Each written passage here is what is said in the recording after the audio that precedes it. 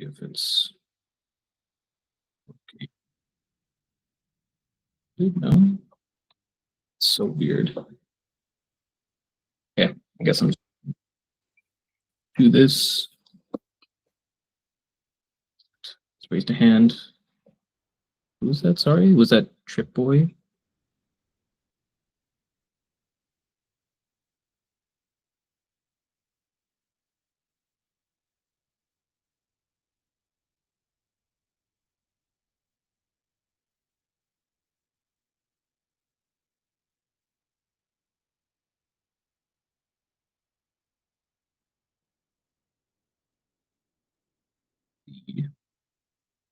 Stop, and then I'll just share my whole screen, I guess. That might work.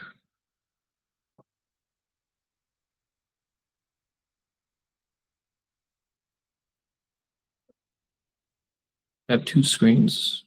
I think that might be the issue, but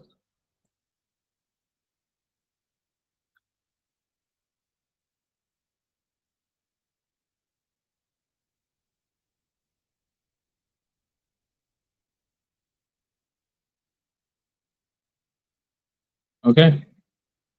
That's working, I think. Okay. So, hi, everybody. My name is Chamil, and I'll be doing this little workshop on painting for concept art.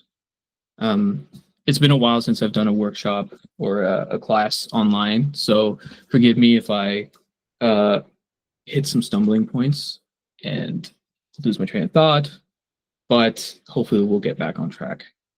I'm just gonna like summarize quickly what I want to how I want to go about this and what my like objectives here are.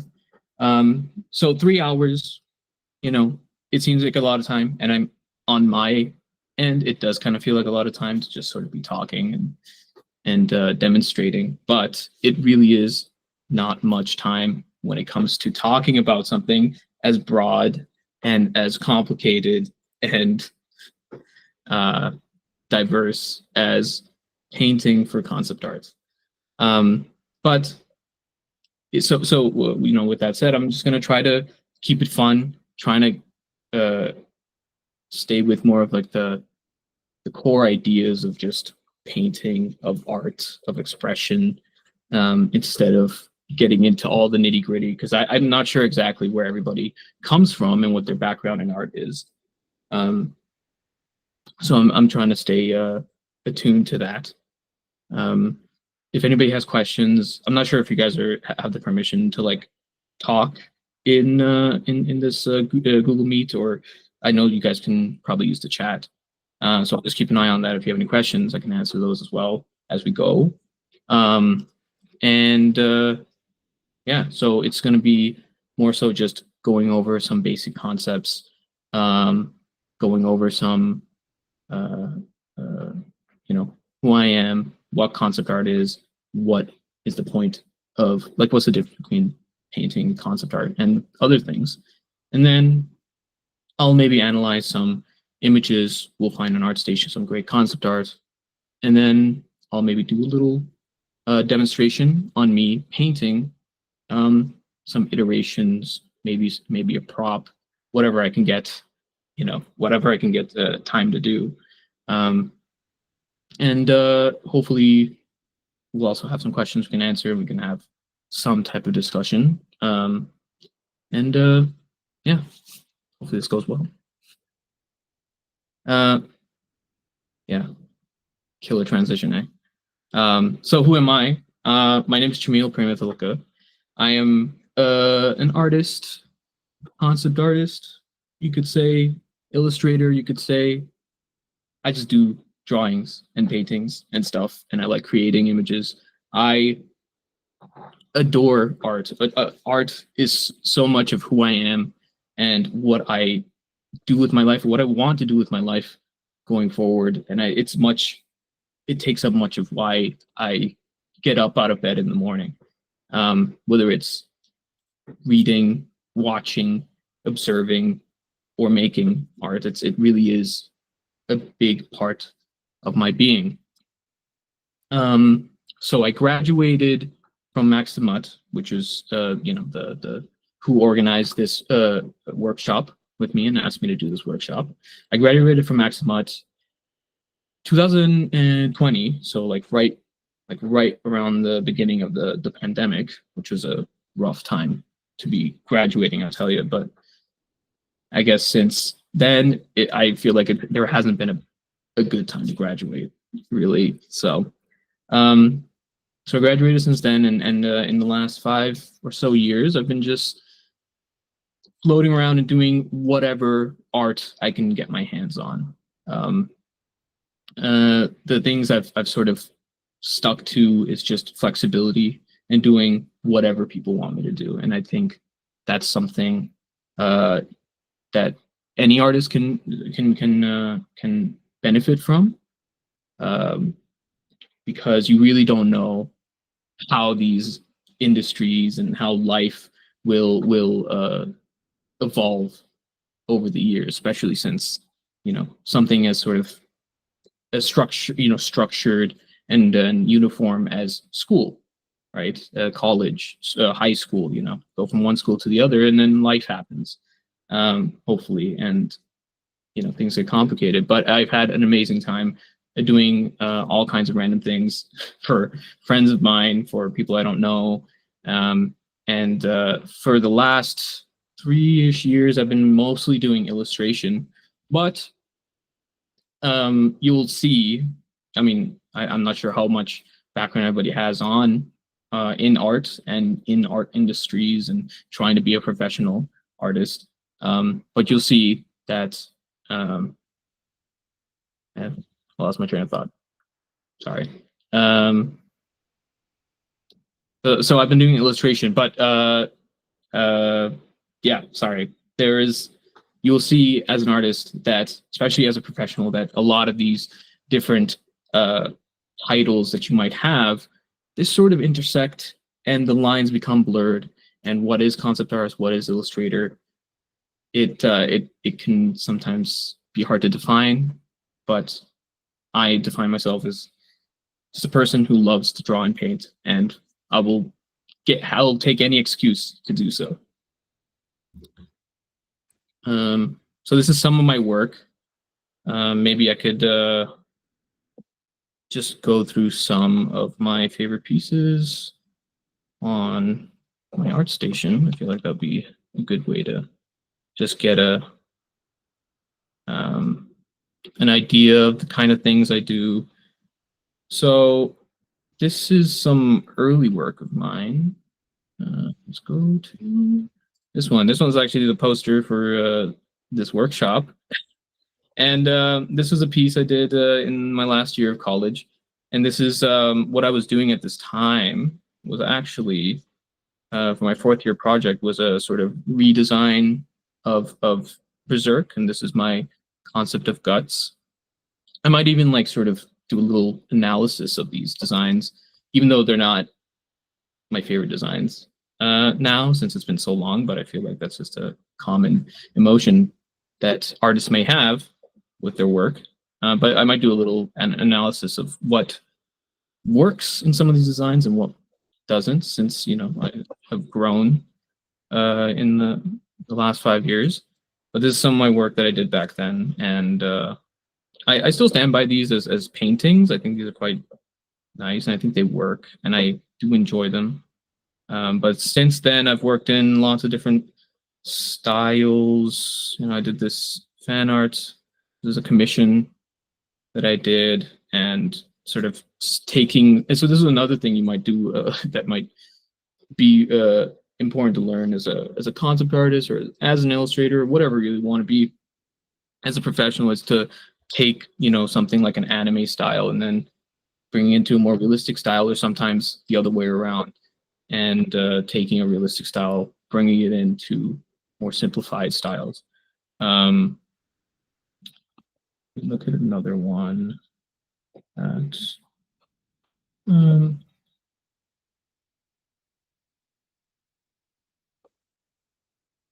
little painting of Willem Dafoe. So these kinds of like studies are always so fun to do because you learn so much about. Oh, what program did I use? I used Photoshop. Yeah, I use Photoshop. I really can't use anything else. I want to get like an iPad and just maybe have something on the go to do. So Procreate you can use on iPads, but I just am so I spent so much time with Photoshop. It's like it's like another limb of mine, and that I think is really something you want to that's something you will develop as you use a program or a paintbrush, a pen, a pencil, everything. It will just become slowly like another part of you. That's the goal, at least. Um, um, it's another fun one. So there was something more recent that I've been working on are some is a redesign of the anime and manga called Full Metal Alchemist. Is one of my favorite animes and mangas of all time, and it's so stylistically different from my my more realistic style that I thought it would be fun to take these concepts and sort of bring into the idea of like a Dark Souls style video game um, aesthetic and try to do what I could see what I could do with it as a concept. And I did iterations. I did. It was sort of a long journey to get to these sort of final versions, especially this one. But I'm very happy with it. It was a so like when you're making stuff when I was making stuff for my portfolio, it's a little different from how you probably do actual concept art in the industry. It was I'm really trying to push these. So if you're developing a portfolio, you want to have lots of sketches, but you also want to push stuff to show people that how far you can push something, because sometimes they might need that for whatever reason. And I'll get into that when we talk about what concept art is. I've done did this little fan art of Warhammer. I had a lot of fun with. If you've ever played that game, I love the designs in that. The designs of that entire world are super interesting, and they have like a very long history. Yeah. Anybody likes the anime Hunter x Hunter? I love Hunter x Hunter. It's one of my favorite characters of all time, and I had a great time doing it. Fan art to this. This is a cover I did for a friend. He's releasing he's self-publishing and a comic book online, and I went through the process of taking his design. I'll actually look it up.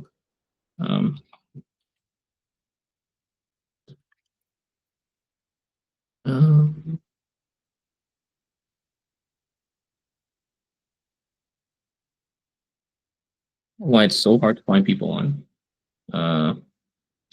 ArtStation.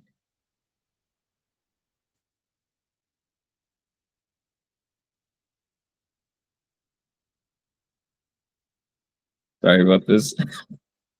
ArtStation's such a mess. Instagram.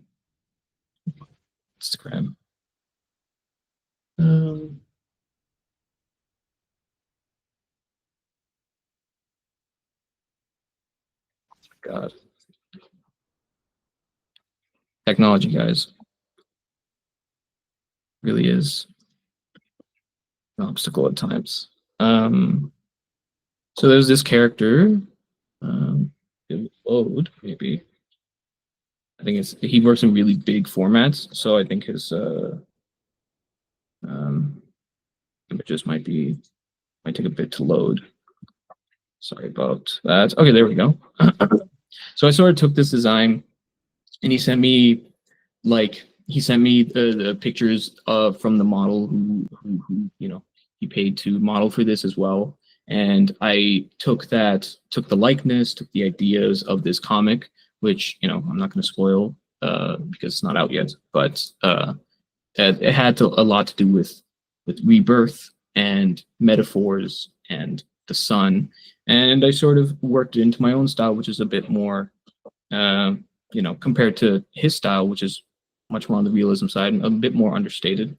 I worked it into my sort of crazier, more magical fantasy style, and came up with something like this with some symbology of different. So very exact culture.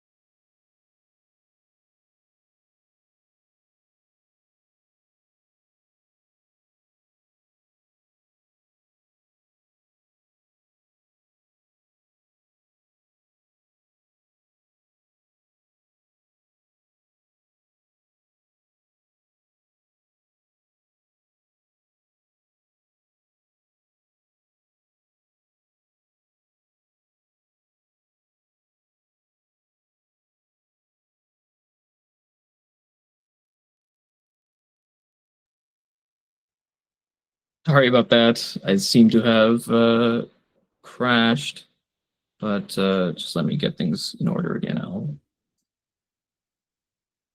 I'll get back on track. Hopefully, my PowerPoint file didn't get corrupted because that has happened to me before.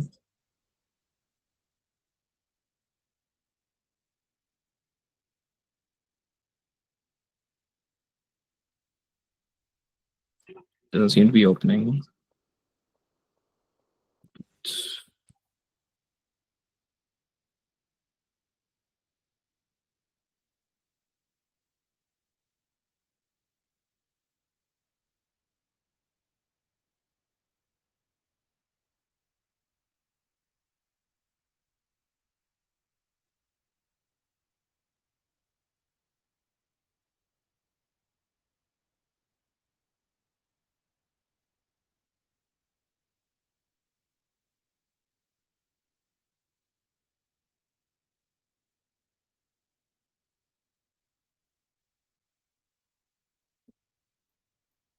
I did seem to have lost some of my PowerPoint files, but it's okay. It was already there. Was that super important? Yeah. Um, so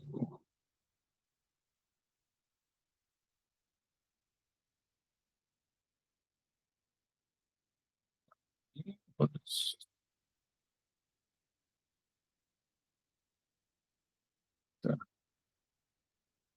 my stuff again. So yeah, I mean, I just went through some of the work I've done. Um, uh,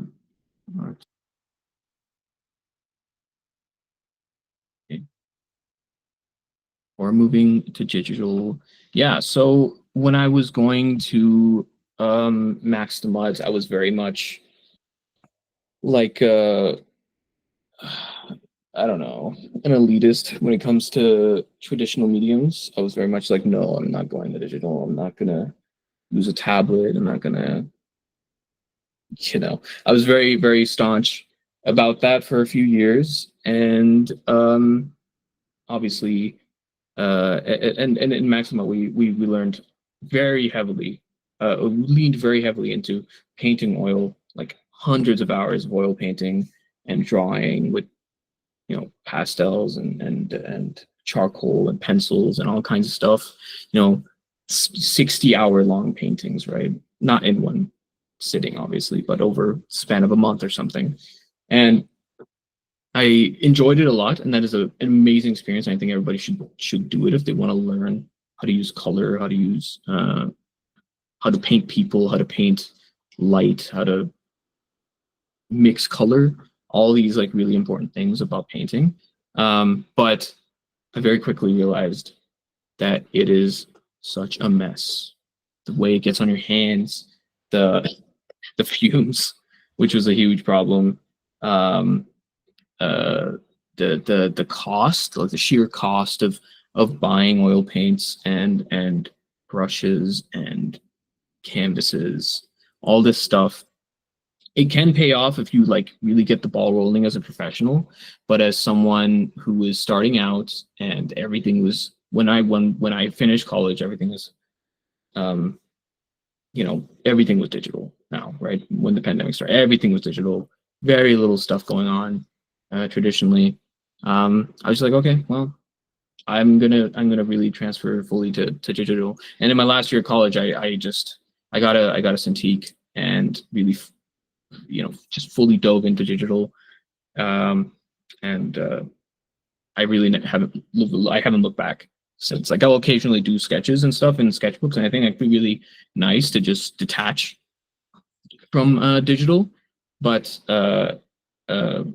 I'm very much digital now. It really does feel like a second, well, clearly not a second limb, but like using Photoshop, using a tablet, painting with a stylus. It really does feel second nature now. So practical painter for a while, drawing, pencil, pen, all that fun stuff. But I'm now converted to fully digital. Yeah. So anyways, so I just went through some work I've done, and I can go through more later. But yeah, so I've done a lot of different. Did you say? And the skills have helped to transition over. And the skills have helped to transition over. Yes, I think for the people that learn practical painting and they really resonate with practical painting, there are ways for those skills, those ideas, even just the feeling of it to transfer over in many ways to digital. Like I've been told that my digital paintings look like my um look like my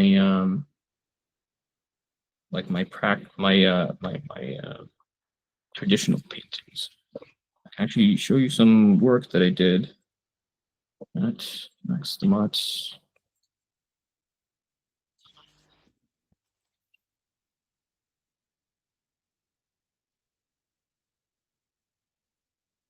My website is artofchamil.com if you want to go take a look at some point.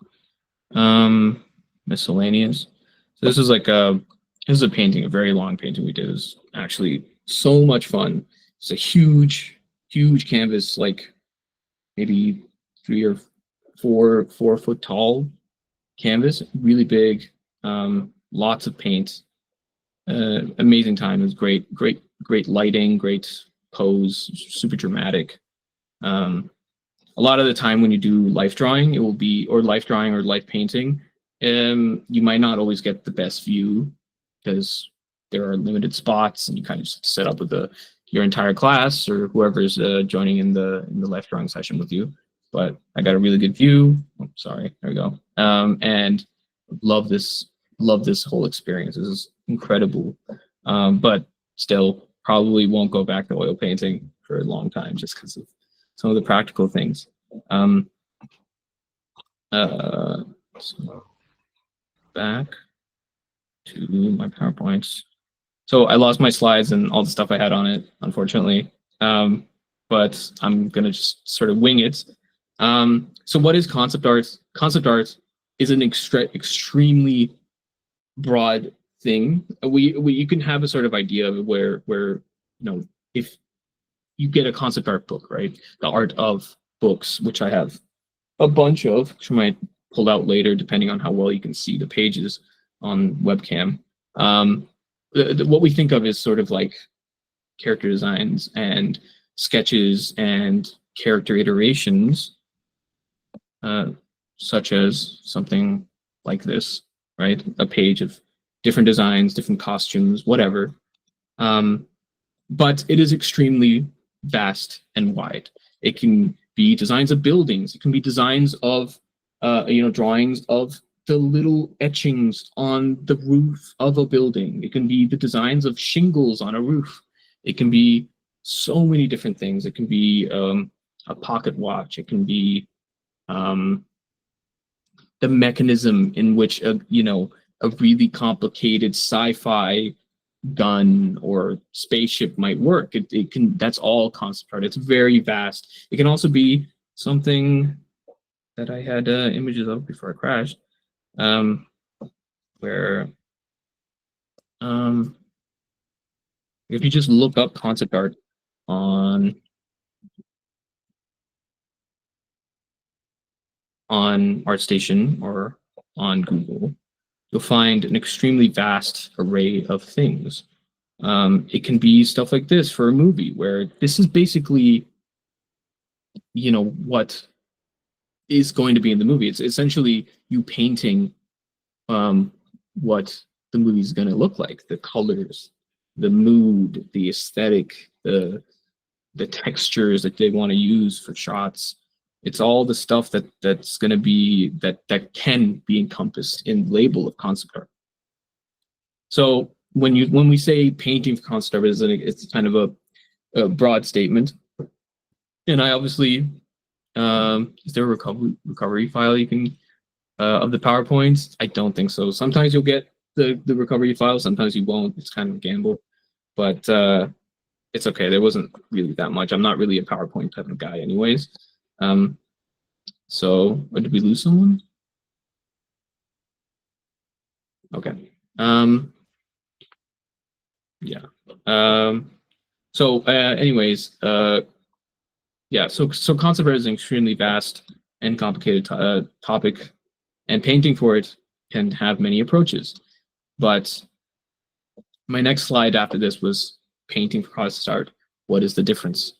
And the difference between painting for concept art and painting for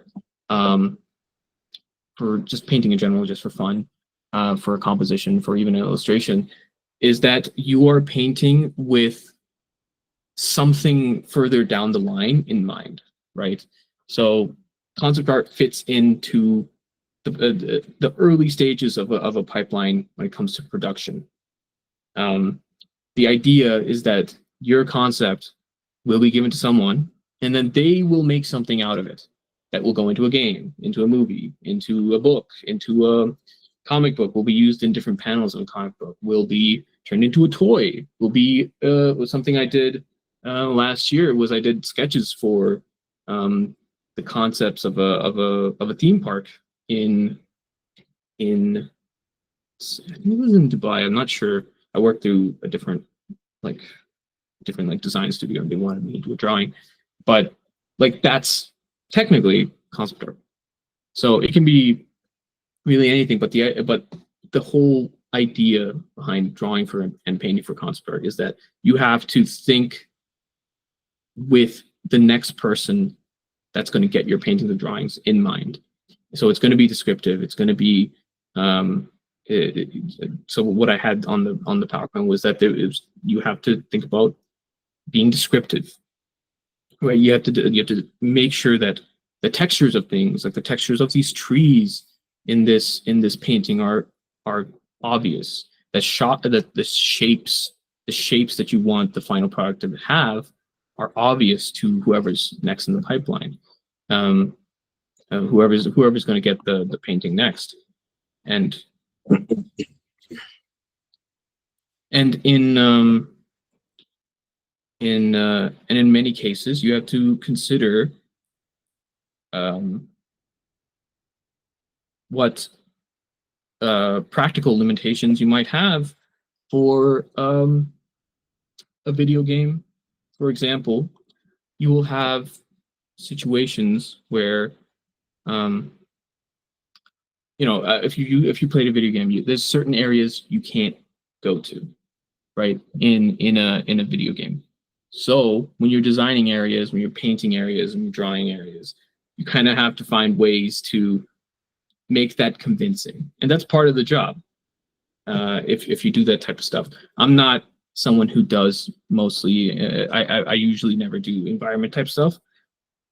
Like the sketch I did for the environment, the theme park was sort of like a one-off. It's not something that I'm a specialist in, but the ideas sort of still apply to anything else you do as a concept artist or painting for concept art. So if you take there's a cool example. Is it Rembrandt?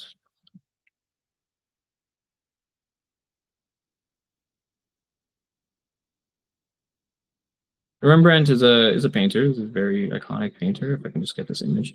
So one of the things that Rembrandt showed us, like you will hear this from a lot of like art teachers, is that he showed us that you can just not paint the dark parts, because in real life when you see dark areas, it's hazy. You don't see it as much, but the light parts, you see the details, see the textures, see the shininess of someone's skin, the rough patches. You see the texture of someone's clothing, but in the dark parts you see very little. It's lost.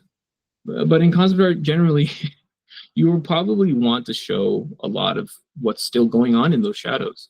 And that, because the person down the line will be 3D modeling this, who will be making this costume in real life from real fabrics, will need to know what's in those shadow areas. And that's something that you might need to keep in mind. So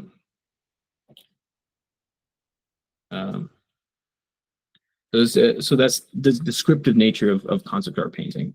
The other layer is storytelling. You want to figure out some way to tell as much story as possible through the design of something. I had some cool examples, but pretty easy to just look them up, I guess.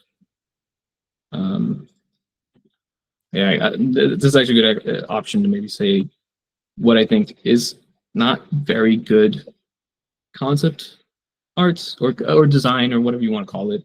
But this is an example of concepts that I think could be improved with a little bit more storytelling. This character, by his design, I'm not getting much in terms of story. I get that maybe he's from somewhere that is very otherworldly, somewhere that is alien to us, right? But other than that, I get very little. And maybe that's intentional. You never know what the directors or the art director or whoever, what their intention was. But I get very little. And generally, like not everybody has to do everything one way or by one set of rules. But generally, I would want more story and mood and and and I guess you can call it culture to come through in the design, right?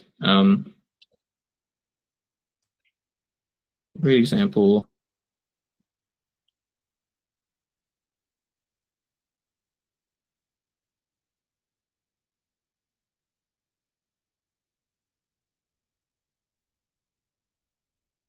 great sort of very old school example of this is, the designs from Lord of the Rings. Like these were designed by very old school fantasy painters. Like these movies were designed by people who had been painting and drawing fantasy, Lord of the Rings fantasy illustrations for a very long time before these movies were being made.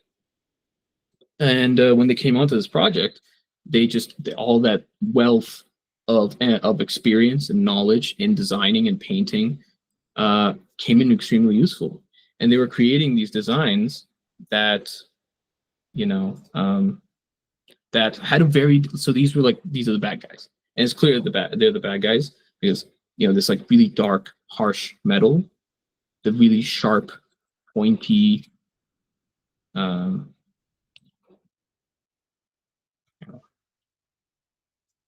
this.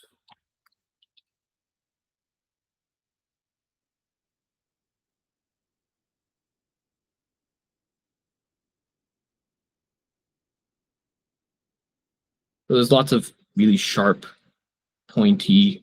If you can see that's if that red is coming through. Lots of sharp, pointy bits. It's not very uniform. It's not very elegant.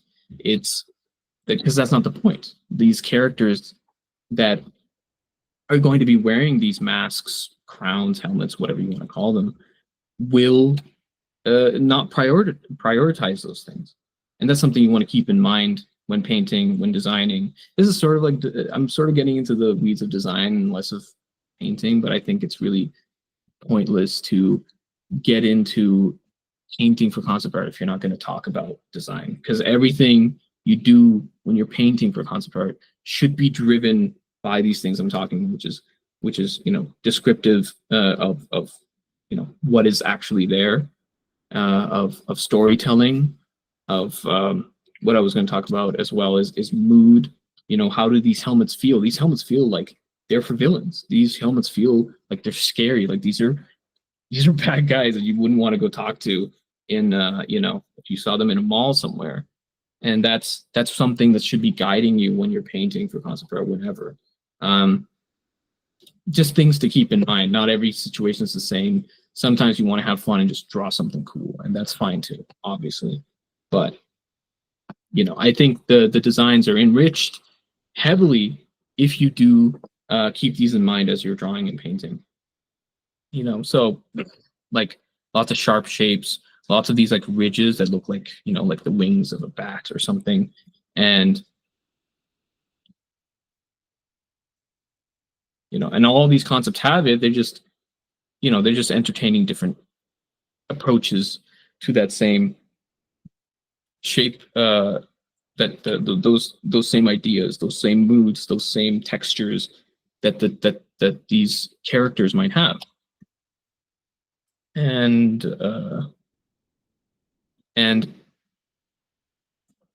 let me find a good concept. And then the beauty of what design you can do, of what design and concept art and all that all these beautiful things can do is that you can create contrasts between characters using these ideas, using how you paint, using how you draw, using these ideas. I'm not sure if this is like necessarily a design that they use in the movie, but it is very, the styles and the designs and the imagery is the same as what you see in the movie. But a lot of smooth, I wonder if you can see that. A lot of smooth shapes, a lot of overlapping shapes, a lot of, it's very flowy. It feels soft, it feels elegant. In the more detailed, in the movie, the actual props and costumes, there's lots of these intricate, detailed etchings that that harken back to the shapes you see in nature, to trees, to leaves. These are the kind of beautiful thing. Even the swords, it's this beautiful, elegant, sweeping shape. This is a pretty basic drawing, but the ideas the ideas are still there. The ideas are coming through. And I think that's what matters. You know, even in the design of this flagpole, right? There's lots of beautiful, twirly, sweeping, elegant, beautiful shapes that just, you know, that just oozes uh, oozes just a different energy than the fellas than these helmets over here, right? These guys, bad guys, good guys. It just that's it's not, you know, real life, and a lot of stories are not as simple as good guys, bad guys, but you know they did a great job. But the you know this story, that's what it calls for, is that the good guys, you know, look like good guys and the bad guys look like really really bad guys, and that's something you want to keep in mind when you're painting for concept art. And this is going to differ for every single story you want to do this, and you get to decide this if you're doing it for a personal project, and if you're doing it uh for for for someone else, for professional capacity. You're going to be thinking about what they want, and you should ask questions. This is something I always try to do a lot of, and I you know, I don't want to be annoying as an employee or whatever, but I ask a lot of questions when I'm working with something, especially early on, and be like, what do you want this to feel like? What are you going for? What can you give me images of the styles you want, of the inspirations you want me to take, right? And so many questions, because I want to know, I want to connect with the person who is leading this story, who's leading this project, whatever it is, and really understand where they how the stuff I make as a concept artist or as an illustrator or a designer, how that stuff is going to be used. And, you know, uh, and also if you're working professionally, you'll also avoid a lot of extra work if you ask those questions early on. So then you don't send it and then wait a day or two for their response. And they're like, oh my God, this is really not what I'm looking for. And you have to start again, and sometimes and you have to redo and you have to change things, and you have to, it just creates a lot of fiction. So asking a lot of questions and being inquisitive and being curious about these things, and really thinking these things through. You know, if you're the one, if you're, you know, making it for yourself, thinking through these things can really make for effective, more effective concept art, more effective designs, and a smoother process.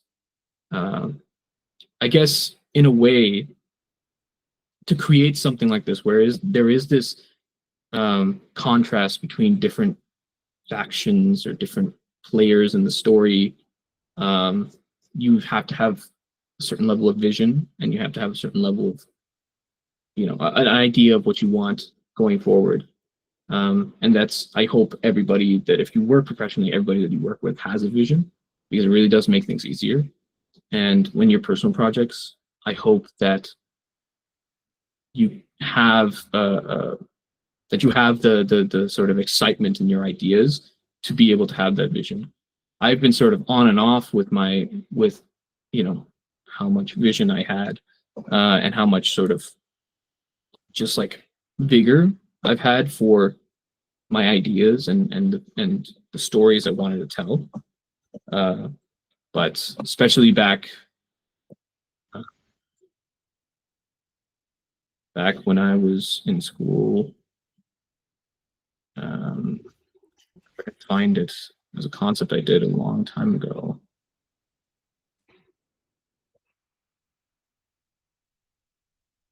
Back in school.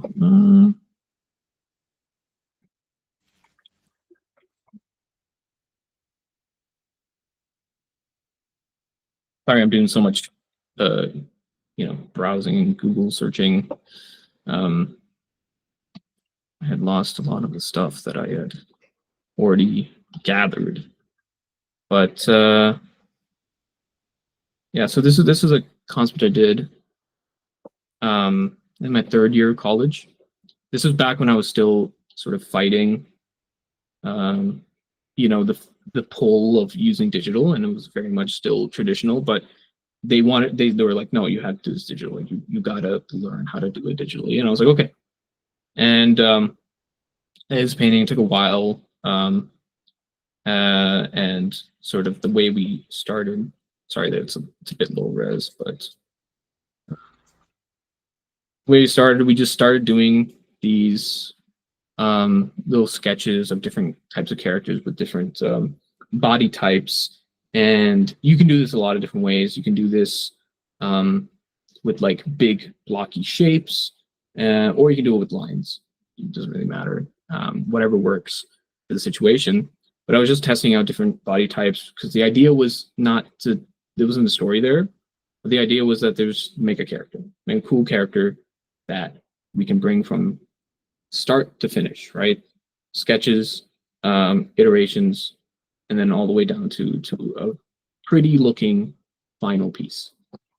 And then we just started doing like sketches, and as I got to this one, if you can see my little cursor here, got this one, I was like, this one slaps. This one is cool. And I was just like so invigorated by this idea, and I brought it to a finished painting. And back then I didn't capture any of my progress of how I painted stuff, so there's no progress of it, but yeah, I had so much fun with that.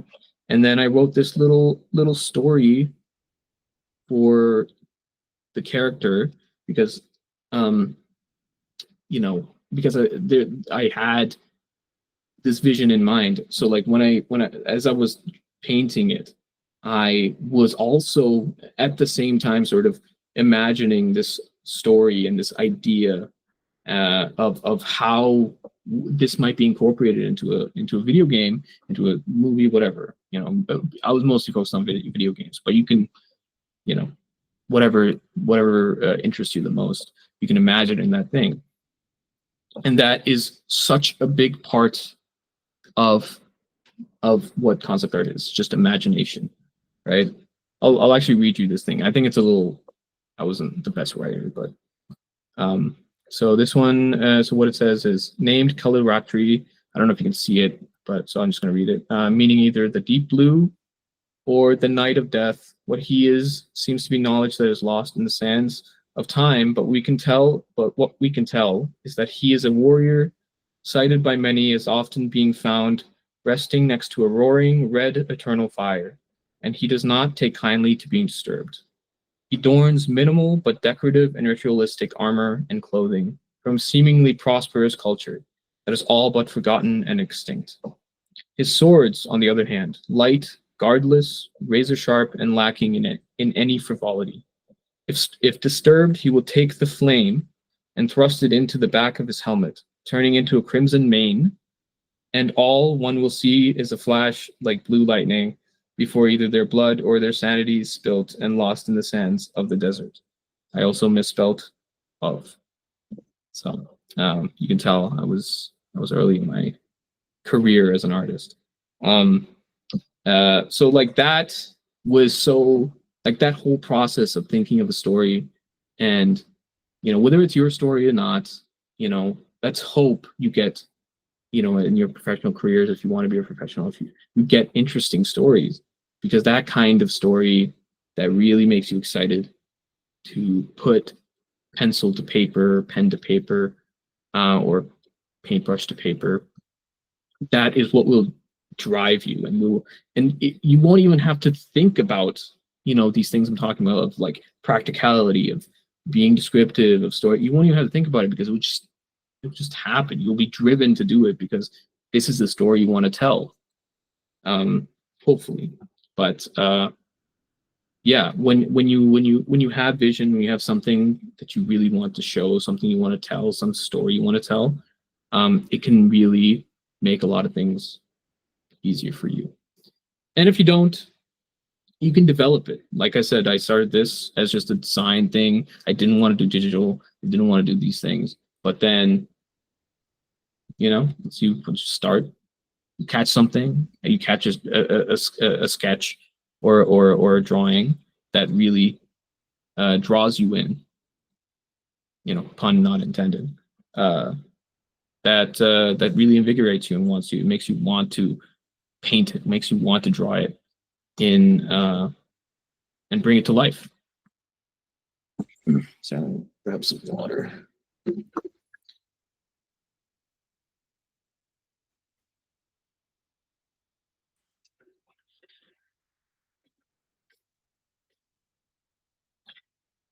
So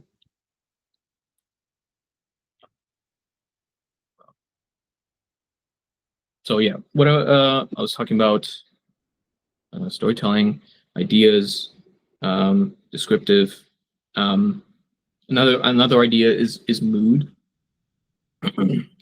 Another idea is when you're painting things, you really you can prioritize mood, and you kind of have to balance it when it comes to painting these things, and when you go about painting it and how you want to paint it. You have to think about mood, and there's going to be a balancing act between mood and the other things I talked about, like descriptiveness, and what descriptiveness as in showing the details and what's actually going on, what the actual mechanisms of are underneath the clothing, underneath the armor of the guy that you're drawing, or the clothing, how it works. There's going to be a push and pull of figuring out what's more important in this scenario.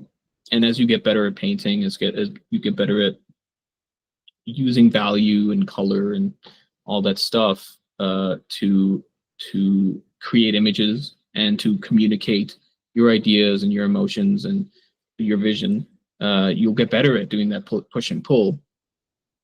But mood is obviously incredibly important, because whether it's for yourself, whether it's for clients, whether it's for the client's boss, whoever they're going to pitch this idea to, how an image makes someone feel is probably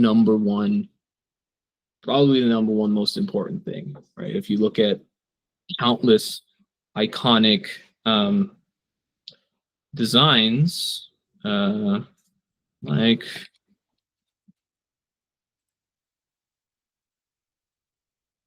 this iron dude. Oh my god, just open the image, please. Yeah. Iron guy. None of this stuff makes any sense, really. It's all essentially fantasy. It's not really science, science fiction in quotes, right? None of this makes any sense, but it feels like an Iron guy. That's not my favorite Iron Man suit. By the way, I can't seem to find the first one on his page, which is kind of blasphemous, but yeah, this one's really good. So it doesn't really make sense, right? And this is something that might come up if you ever want to go further, if you want to go to school for concept art, and you might even talk to some people when it comes to designing machinery, painting machinery, and they'll be like, no, you have to know how everything works. You have to know the mechanisms. You have to illustrate the mechanisms. And to illustrate it, you got to understand it. You got to learn about it. And I agree. I agree that you should learn about stuff. I agree that you should sit down and paint or draw the thing, the things that you are inspired by. So if you're someone who likes to draw tanks, draw and paint tanks a lot. If you like to draw, medieval knights, draw and paint medieval knights. If you like drawing people, draw and paint real people. But when it comes to designing things that aren't real, and you're trying to tell a story and you're trying to create mood, it's more about how it feels. And when these movies came out, this was a very striking design. This is a character who was very much not a major character in the comics. As far as I know, I'm not a huge comic guy, but as far as I know, he's not a big character. People didn't really take him that seriously, Iron Man, right?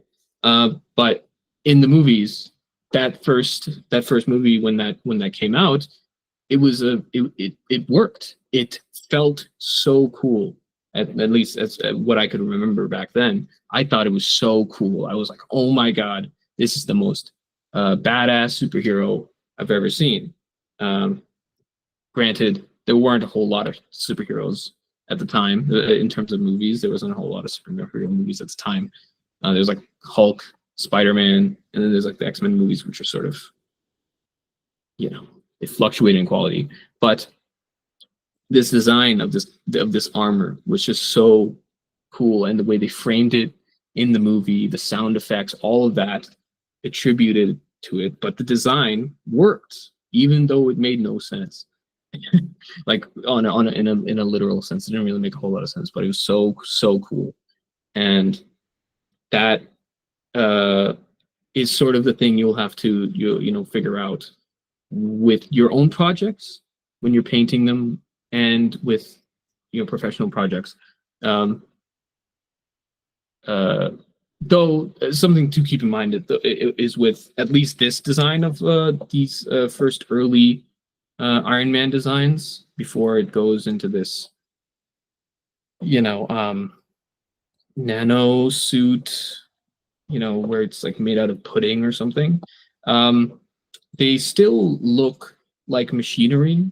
They have the ideas, the visual ideas of machinery. There's like holes for where nails go, and there's little rotating things that imply that there's sort of mechanisms underneath. Right, like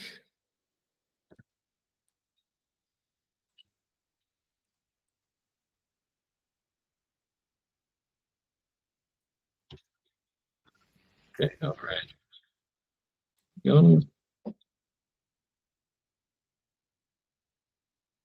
Maybe I can make this grayscale.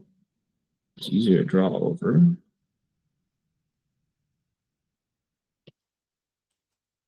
Yeah. So like there's things like this where like you can, this implies that, there's some kind of turning mechanism inside of here that, that like maybe connects the helmet. So this part of the helmet to this part of the helmet, somehow connects it. Don't know how, but it's just this, like, does it feel right? This is where like your intuition starts to sort of check in. And there's like these bolts. What are they for? Don't know, right? How is this helmet going back? The front of this helmet, how is it going back? I don't know. Who cares? But the ideas are implied that there are mechanisms underneath that are doing these things, right? It's layered. There's like an underlying. There's like a top layer. What's happening to my brush? It's fun. Very weird. I don't know why that's happening. There you go. And there's like little circles that's underneath the top layer of armor. So this is like top layer of armor, right? This stuff. And then there's an underlying layer of armor. And there's another underlying layer of armor here that goes underneath into this section. And there's things you can do like that, just layering details to imply that there was a lot of thought and effort that went into making this thing in the context of this universe. Obviously, in real life, if they made this costume, I think they made a practical version of this costume. They didn't obviously put in that much effort to make it real. They just wanted to make it look real. And that is going to be the main sort of tool that you're going to use to make something convincing. Is or to sort of bridge the gap between practicality and mood and storytelling is the sort of intuition to say, does this work? And hopefully, if you have friends who are also artists and you have a good client or you have a good teacher, mentor, you can show it to them and they can be like, yeah, that feels right. That feels good. It makes sense. I'm not questioning it. I'm not questioning if it makes any sense. And that's what you want to go for. Or they will tell you, this makes no sense. It looks like nonsense. And in which case, we might have to take a second look and do more iterations. And that's, that's just part of the game of concept art. Let me think, what else do I want to touch on before I got to running a little demo. Concept art. And the last thing I wanted to talk about was when you're painting, to just be, oh god, sorry, let's close some of this stuff.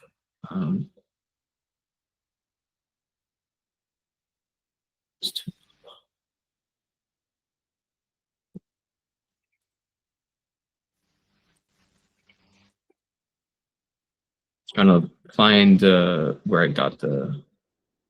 So Anthony Jones is a great guy to follow if you want to learn how to do concept art. He does concept art for lots of different things. He does it very quickly, and which can be a great place to learn from. He also, if you wanted to do, take this very seriously, he does like a amazing character design workshop. A bunch of my friends took it. I haven't taken it, but a bunch of my friends took it, and they really got better. And the idea that he sort of communicates is to do things. He had one recently that was really good, and his whole thing was to do things quickly, which sounds like, do it quickly and cheap.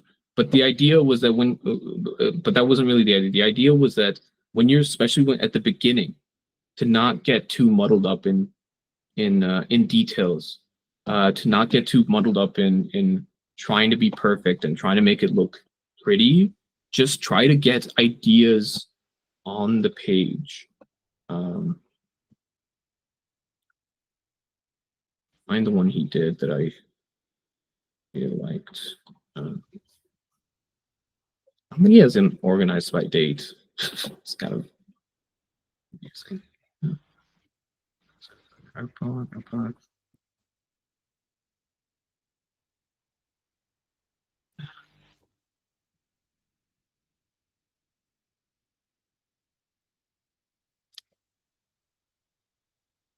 So it's like a pretty good example, just like getting ideas down on the page, getting a character down on the page. If you can capture a mood, a feeling of a personality within the character, that's amazing. That is like what you want. It won't always happen. Some days you'll have off days. Like today, I was a bit sick. So, you always feel a little off when you're sick. And, art can be quite taxing, right? So it's okay to like take it easy on yourself, but just do it. Just paint and draw as often as you can bring yourself to do it. And you never know what sketches and drawings you'll put on a page that will resonate with you, right? So the idea was to just put them down quickly, plot them down. Obviously, most people aren't as good as him, and most of our sketches won't look as interesting or as engaging and evocative and emotional or atmospheric as his sketches. But it can be really beneficial to just be loose with it. When I finished college, I was very like I became very tight in how I drawed and how I drew and how I painted, and that was not good for my when it was not good for my habits when it came to just drawing. Drawing often is a really good idea and is really good for artists, both on a practical level of getting better at drawing, getting better at painting, but also on a level of like, at least for me, drawing and painting is very much therapeutic. It is a very, meditative, calming, fulfilling hobby activity that I want to keep doing. And the more you do it, I think art is one of those things, the more you do it and the more freely you do it, the better, the more it gives back to you, the more it can give you inspiration, um, uh, obviously skill, more ideas, more freedom. Uh, it all comes back, in my opinion. So when you're drawing, when you're painting for concept art, you can start out extremely loose, and then just and do it quickly and do it and have fun with it. Just put stuff down. Sorry. And then you can always develop stuff later. You can always make stuff look pretty and three-dimensional and cool and badass later. But just get stuff on a page, and that is really the most important step, is just getting your ideas on a page.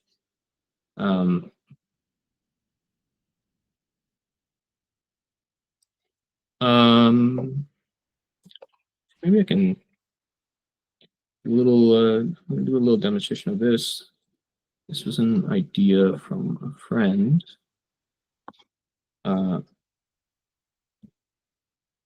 going on? I think this file is too big. Maybe it's like overloading.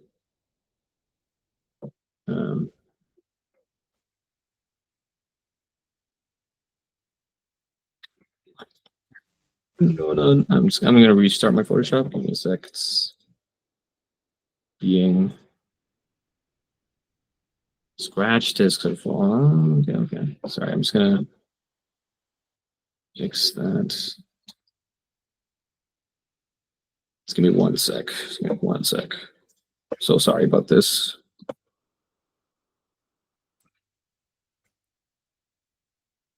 Yeah. So if you're gonna work in Photoshop, something to keep in mind is that Photoshop will save temp files on your hard drives. Remember to delete those temp files. I thought they were really useful, or I thought they were important somehow. I don't know why. I just never looked it up. Maybe I was just too lazy to delete them. But I had built up 100 gigabytes of files. Sorry. 1 sec.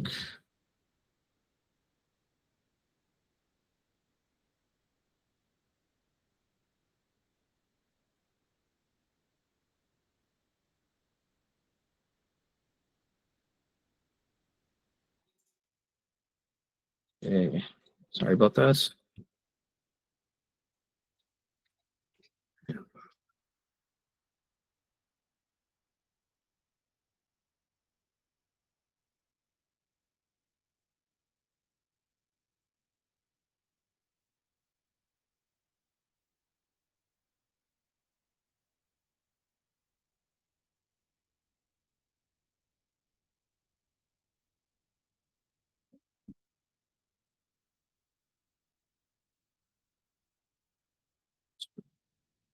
There you go.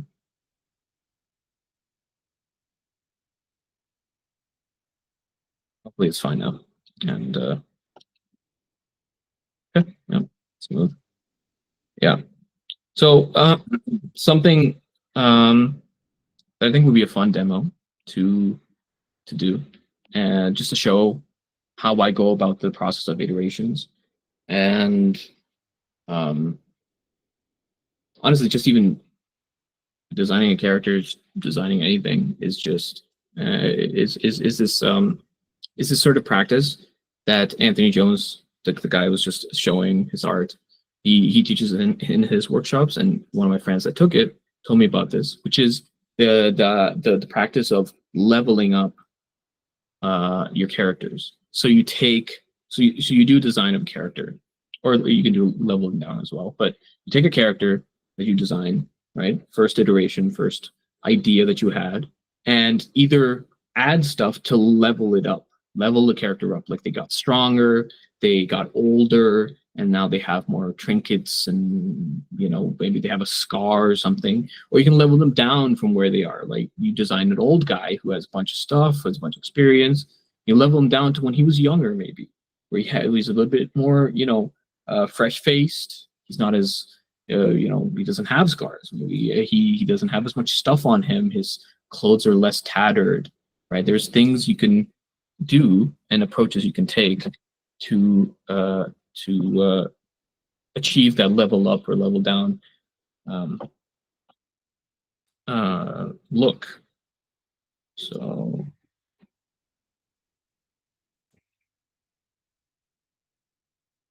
yeah, this is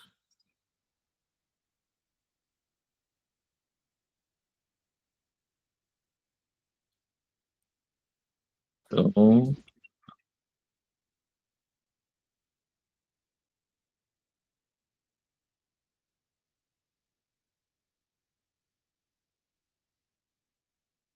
Just copy this over. Whatever character I designed, I'm just gonna copy it over, and then you can play with it from there. Because I could draw from like a fresh, like just to draw the character again, but you already did the work. It's I already did the work to draw this character. Let's work off from there, and it can adjust everything endlessly. Sometimes when I'm working, I won't. I'll have everything on like layers. Like I'll have the hand on a layer. I'll have the jacket on a layer. Especially if I'm doing anything, for a client, I will have everything on layers because if they want something changed at any point, I have that on a layer. I can just change the color. I can just paint it differently. I can add a texture. I can do whatever. But when you're creating ideas, it can be helpful to just get into the habit of painting on one layer as if, as if you're doing in real life where you have just one layer. And yeah, let's let's try to level this guy. Yeah, let's try leveling him up. So how would I go about doing that? Depends on your ideas of what leveling up means. But in my opinion, let's say he gets more clothing, right? Maybe he gets some medals and maybe his clothes become more tattered, right? You can develop these things as you paint, but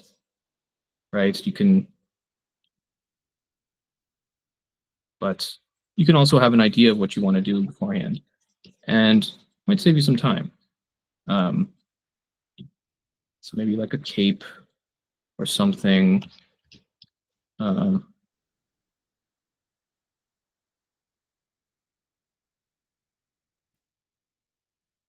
the brightness down.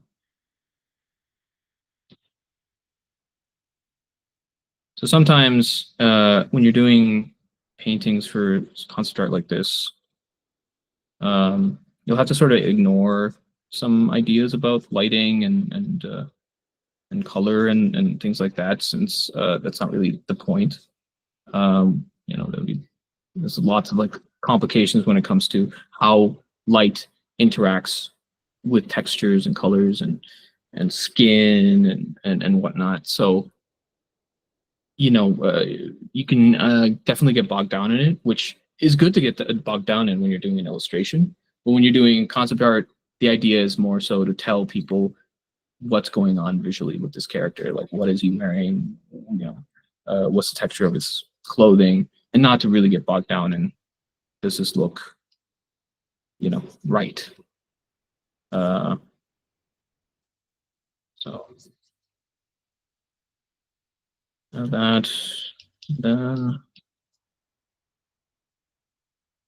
So I'm just thinking about like the shapes that might describe a cape, and to do this, you can look up what capes might look like. That's obviously very useful. I think it would make more sense if the cape sort of flowed down here, right, and just covered his arm. But I want to see his arm as sort of a concept art thing. You want to see as much of the character as possible.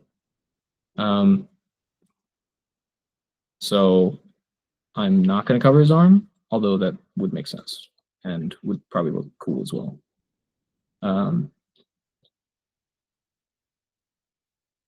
So this character, Alphonse, this is Edward. So Edward is kind of it's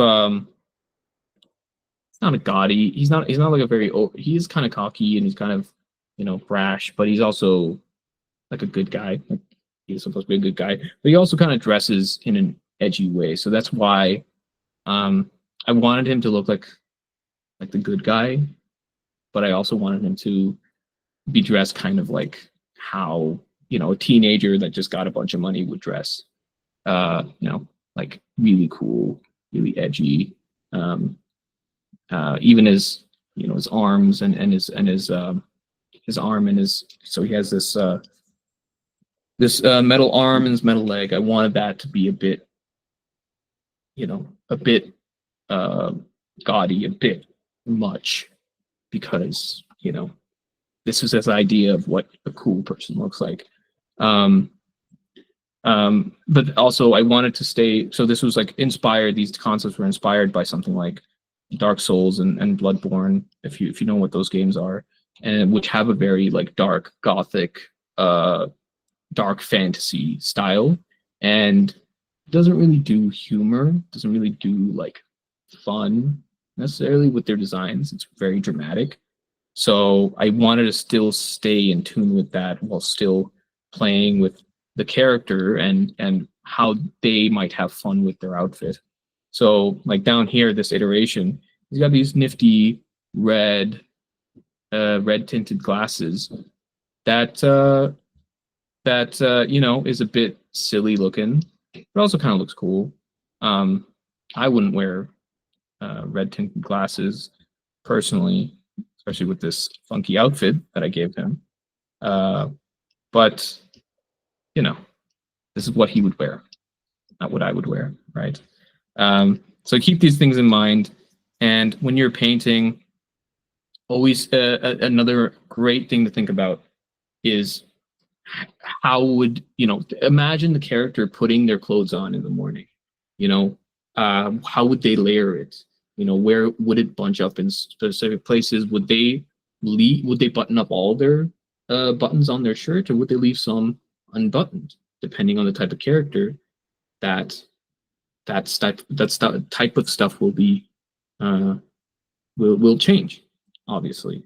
Just like you would dress in a certain way, you would button up your shirt all the way, or your friend who hates that and feels stuffy when he buttons up his shirt all the way might not do that.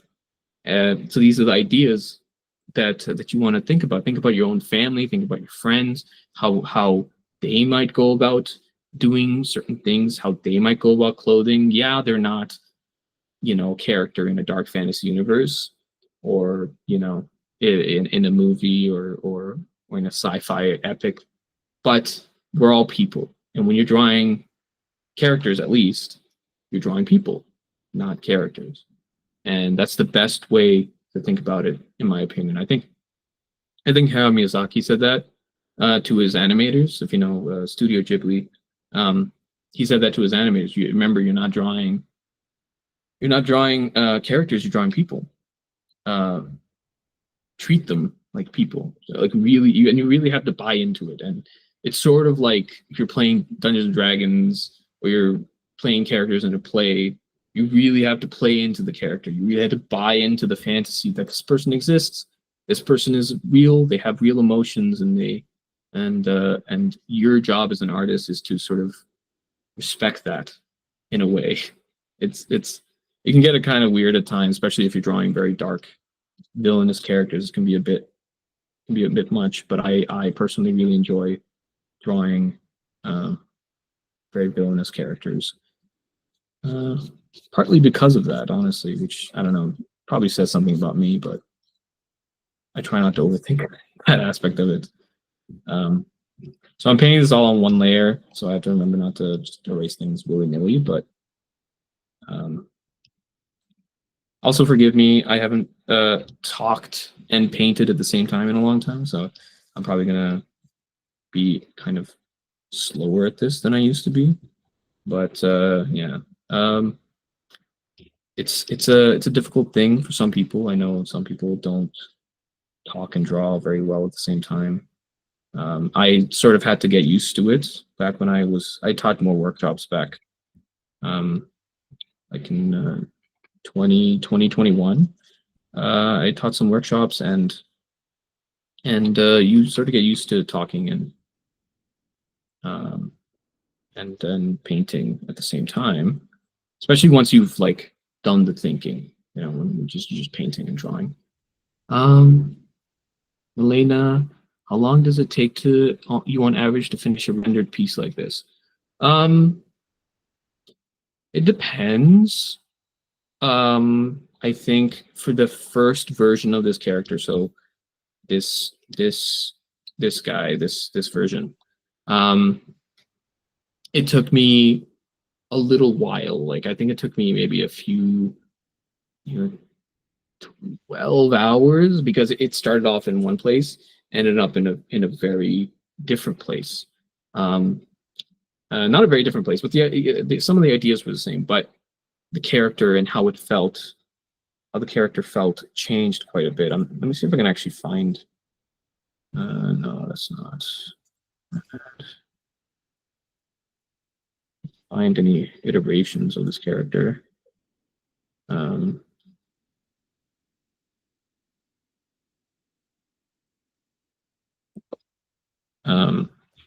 I'll try to find it later, but it started off in a different place, and the development is what really takes the time when it comes to concept art. It's not the actual just painting of it. It's like, it's the design. It's just, repainting it and changing things, changing the face. Initially, I painted him to look older than this because the kind of aesthetic I was going for doesn't really have young people in it. It's kind of like, if you think about it, like the aesthetic I was going for is in a world where young people don't necessarily survive most of the time, and that's kind of, that's the sort of dark aesthetic I was going for. So I made him older, and then, my friend was like, no, he looks too old. It's like not the character. The character's like 14 or something. I was like, yeah, fair enough. And after 12-ish hours of working on it and sending it to people, be like, is this cool? Is this working? What would you change? I got to this point, and then each iteration like this took about 3 or 4 hours of painting. Just sort of, it started loose, kind of like this with the cape, and then you just sort of chip away at it, moving values around, and eventually it gets to a place where you're happy with it.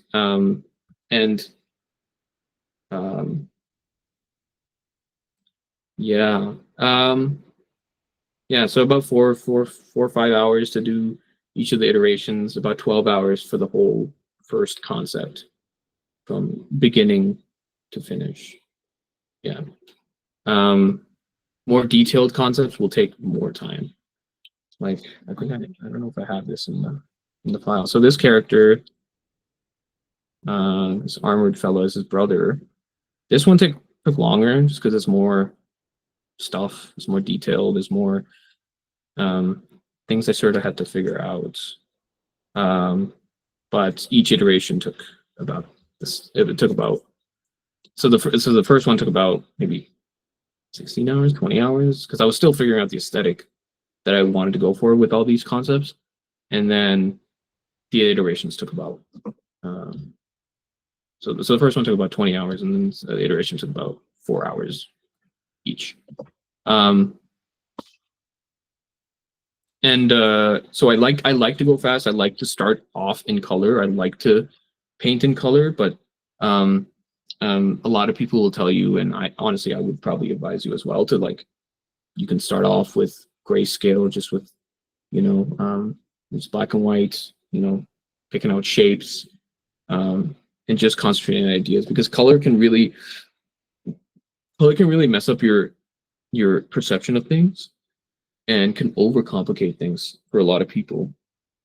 Even for me sometimes, depending on how complex the color is. and how many pieces there are in the design, you can it can really overcomplicate things when you're trying to figure out like, oh, how is the light hitting it? How is that going to change the color of this fabric that's red? Is it going to be like a orange red, or is it going to be, like it can really complicate things. You don't always want to get into that mess. For me personally, because color is so inspiring for me, I always like to work in color, and that has its downsides. But yeah, I like to work in color, so I guess I go maybe a little bit slower maybe when it comes to doing iterations because of the color aspect of it, but it's just so much more interesting visually. I have so much more fun with it. I was doing like like grayscale designs before I got to these concepts, before I finished these concepts, and I was just not enjoying it as much. I was not having as much fun. I was not exploring as much as I wanted to. So, and yeah, does that answer your question? I feel like that might have been like way too long-winded of an answer to, but yeah. Awesome. Yeah. So, what was I saying? Imagining your characters doing putting on clothes, layering. Something you want to also do when you're painting characters or anything, when you're designing anything, when you're drawing anything, is you want to imagine what's happening, you know, in a three-dimensional space. Imagine how it would feel to touch this clothing, this the metal arm, how it feels to touch this cape. How heavy is it? Is it like a silk cape? Is it super light and flowy, or is it heavy and thick? For this character, I wanted a lot of his clothing to be quite thick, because the idea, he's a fighter, he's someone who travels quite a bit, and he doesn't want clothing that could potentially break or rip very easily. So he's gonna have heavy things. I really wanted that to be a part of it. And in generally this world, I wanted most people who are people of action, people who are involved, boots on the ground, right, to have heavy, thick clothing, because they go through these like pretty insane conditions most of the time. Sometimes winter, sometimes fire and people trying to cut them and hit them. So heavy, thick clothing. But for a character like for this character, his name is Father. He has much more flowy, long, impractical clothing. And that's for a reason. This guy is not someone who fights. He is extremely powerful. He doesn't have to fight people. He hasn't had any conflict where he has lost, at least in, well, we don't know exactly how long, but probably thousands of years. So he has much more impractical, flowy, soft clothing. And I wanted to capture that in the design. On the right here is like, you can see my pointer. It's like a post transformation that he has later in the story. This was a lot of fun. I had a lot of fun with this design. This one I didn't even. Sometimes you'll when you're doing like personal projects, you'll have characters that, or like designs or paintings that will just sort of work. Like you're just like, I love this design. I don't want to change anything about it.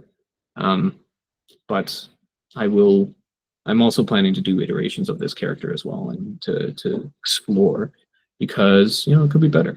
Who knows? But I did love this design when I first did it, especially the face. I really enjoyed doing that face, and it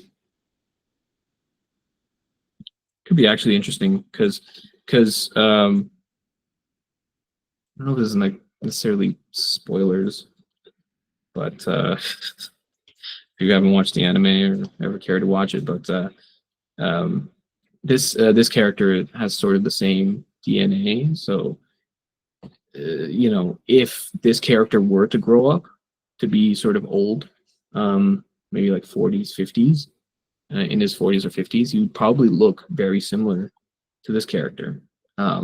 So this might be actually an interesting painting to do, which is him becoming older and having him look similar to this villain character. So this is kind of the fun stuff you can do when you have multiple designs within one context. You know, you can play with how things, you know, what things relate to each other or what things are different. You know, you can play with the way that the symbolism, that's the word I was looking for, the symbolism of certain things. You know, for example, the symbolism of blonde hair. This guy has blonde hair, so does our main character. What does that mean for the morality of this tale? You know, what the relation between these characters? What does that imply? Right. These are all such fun things you can play with when it comes to color, and it's something you can always think about when you're painting and designing characters or designing anything.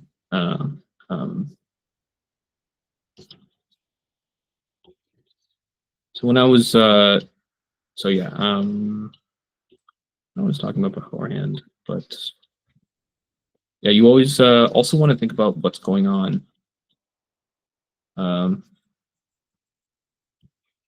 You know, behind you know, what's going on underneath, how the clothes layer. You know, I can make them a bit bigger, maybe. That'd be fun. Make them a little less wide. Age them up a bit, you know. You want to think about what's going on underneath the clothing, underneath each layer, how it's all gonna sort of flow.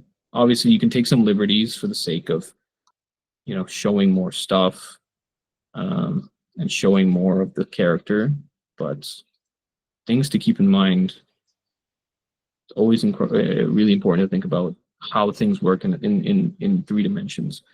You know, and then that would be fun maybe to do sort of an asymmetrical tape, maybe, you know. I think those are always really fun. Asymmetrical. Because otherwise he's quite symmetrical as a character design.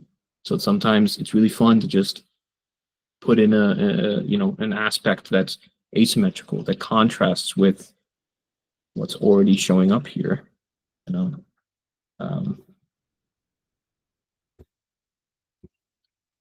you just color pick and you paint.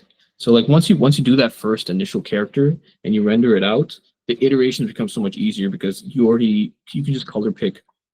You know, it's like, oh, this is a shadow area. I just color pick that, and then I just paint in the shadow, and it sort of works. And you can play around with it, but like as you do it more and more, that sort of process of painting iterations become really easy and second nature as you do it, because a lot of the thinking of how you might have rendered this thing has already been done by you when you did the first design. So you don't have to do it all again.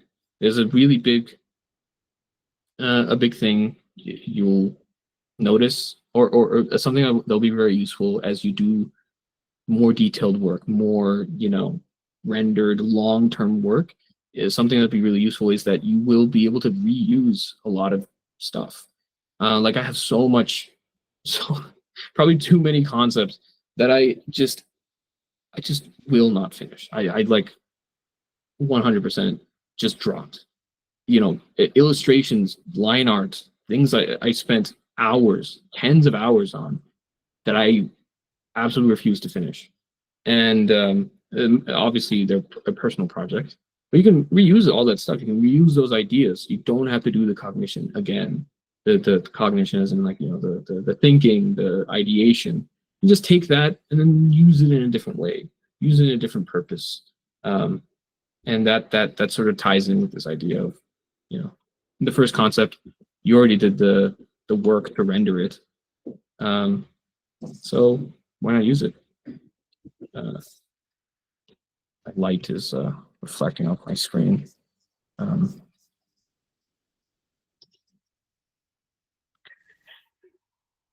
Sorry, I'm like neglecting the actual demonstration of this painting to talk. So I was going to have it sort of, so I was initially going to have it sort of drape around his arm as he's like sort of has his elbow back. But now I feel like it'd be fun to just have it drape downwards, creating a slightly more relaxed silhouette. And this is a very big thing you'll hear in concept art, is the idea of silhouettes. I think it's a really useful tool. I have a good example of this. I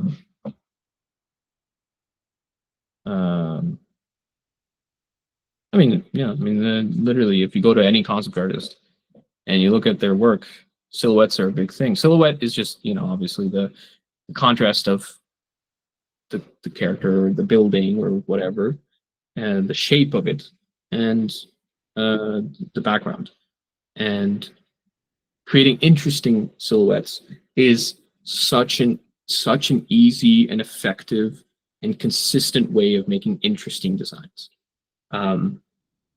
So when you're designing things, even when you're designing stuff for a page, think about how this stuff is going to show up on the page.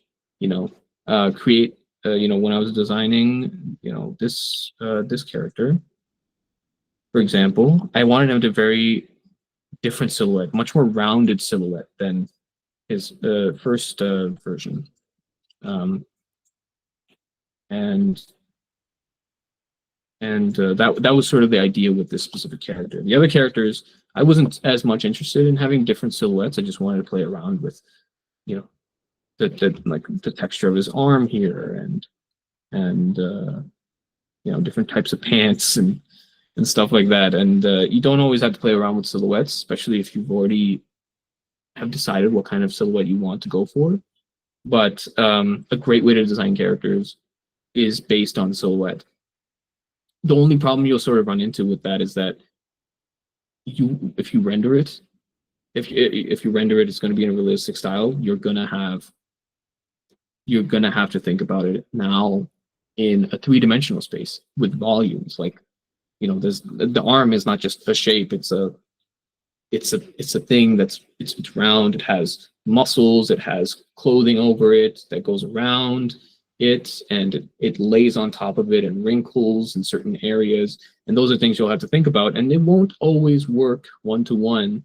You know, like the silhouette, you can't just bring it in and it just works perfectly as a three-dimensional design.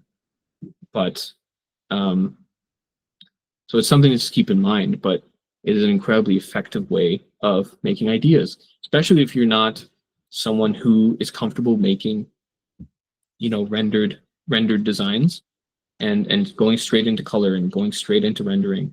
If you're not comfortable with that, doing just silhouettes of characters, right? Just basic shapes, and then going forward from there can be an incredibly effective way of creating characters and painting characters, and then just going forward from there. You can render from there. You can, you know, take ideas from there. You can find shapes that might be interesting from that process. You know, one of the things that happens when, in my experience, when I'm having an off day, and I'm not able to, when I'm not able to just generate ideas, and I'm not feeling like drawing, I feel awful. I'm just like, oh, I don't want to draw today. I don't want to paint today, whatever. One of the things that can happen is once you put down ideas on a page, you might legitimately just see some kind of shape within the random things that you have drawn, and that one thing can really lead to, you know, can lead you down a path of inspiration. It can happen with not it doesn't have to be your own work. You can actually just look up online different work. You might see it on your Instagram, you might see it on ArtStation, but you see something, a design, character, literally a shape in a painting, and that alone could drive you to do to do to do something that you are super excited about. Um, I'm trying to think which piece that happened with recently. I think it was um,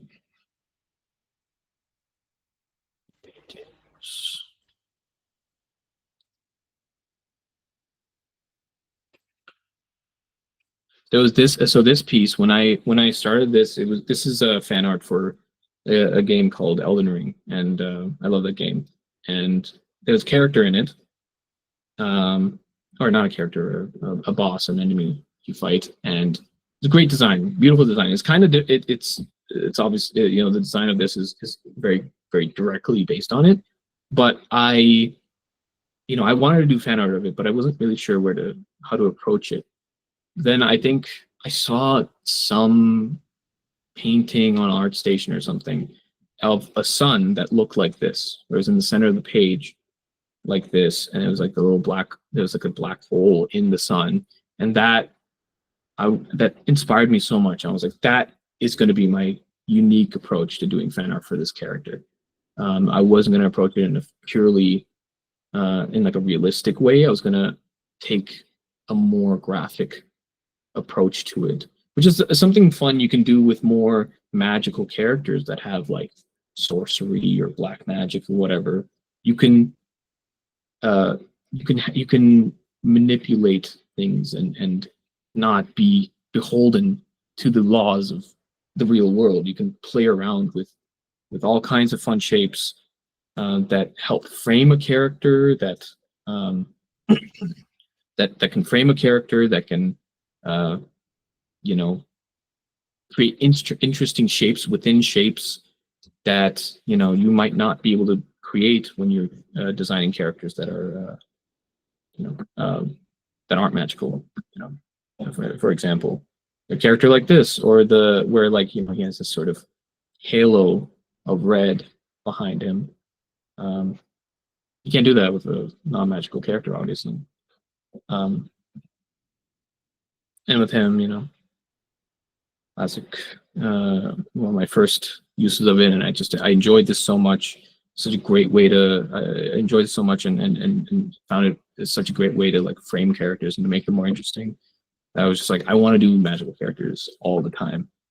Obviously, I don't get to do magical characters all the time, but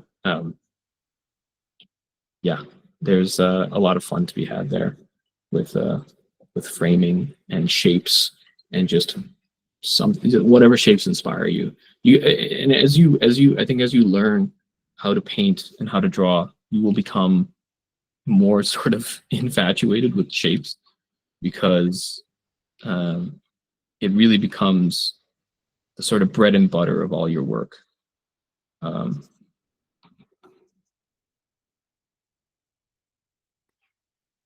so obviously, I don't know if you guys, I'm sure you've heard this before, but if you haven't, always zoom out and zoom in and zoom out on your work.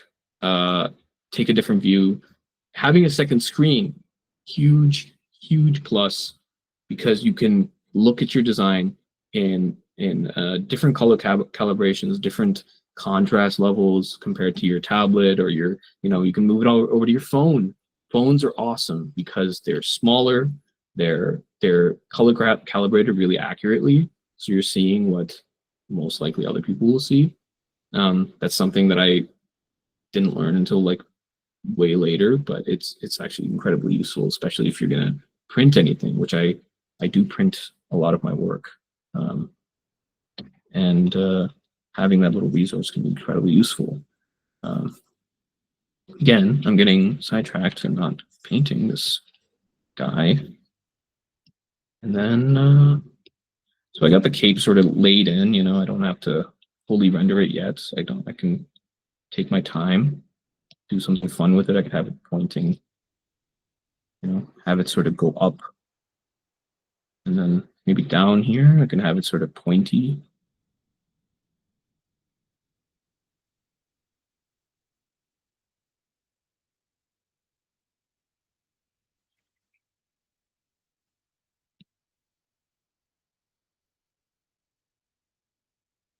Maybe I can work on the face a bit. Um,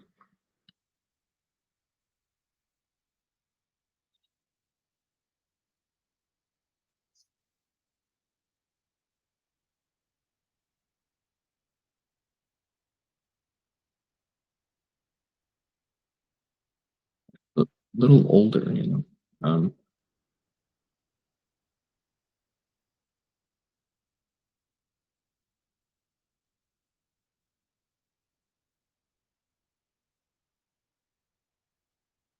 Little things like that, just making his neck a little thicker, making his jaw a little wider, a little bit older. Um,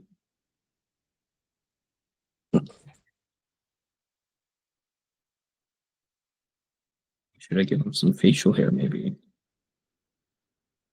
How much do I want to age him up is the question, right? And this is like the fun stuff you can play around with. You can obviously play around with way more, like I said, with magical characters and shapes and stuff. But I also really enjoy smaller bits of play when it comes to designing and painting. Um,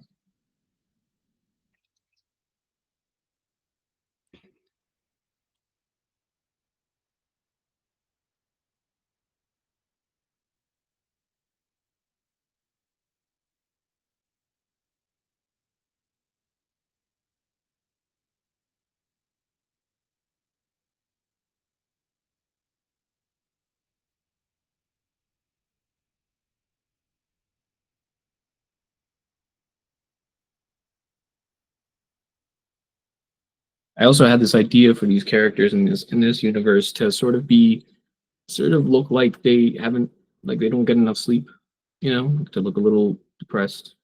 I think that would that can really play into the sort of dark fantasy aspect of it of you know there is a horror aspect to this. A lot of the monsters that I the monster the one monster I've designed so far for it is very sort of horror based and is very sort of gruesome. And in the original source material, it's quite gruesome as well. So it's not like I'm too far off. But I wanted to really push that and to really make that a more definitive characteristic of my version of it. It's too late. So it's not perfect. Like it's you know some of this it looks a little, um, but the ideas are there, and that's sort of what you want to go for, and then you can refine them later as you paint and you develop the character. But um,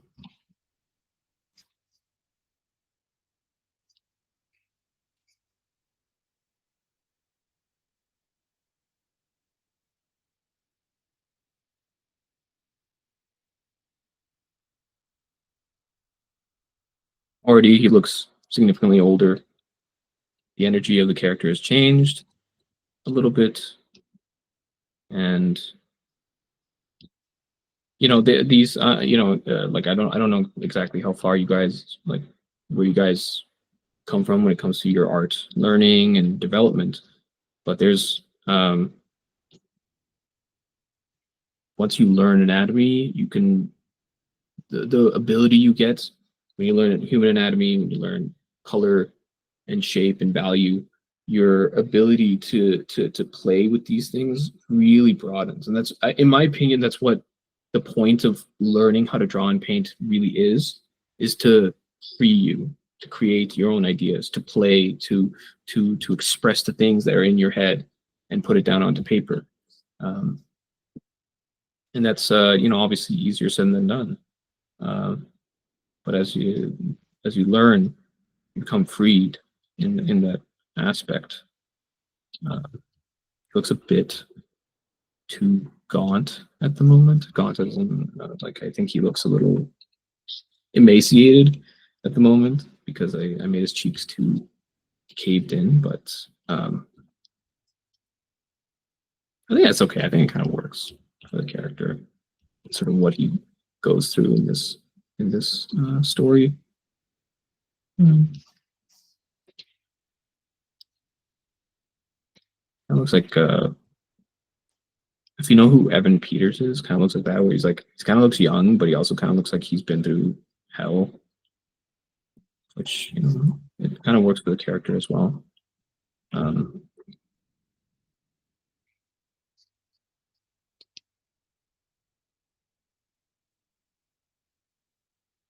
anybody has any questions about anything, feel free to shoot questions and I'll answer them as I sort of go on my way here and paint.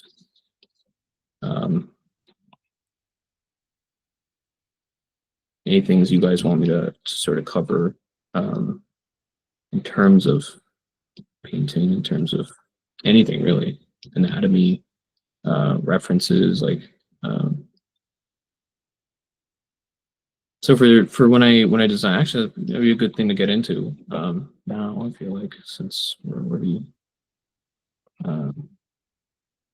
here,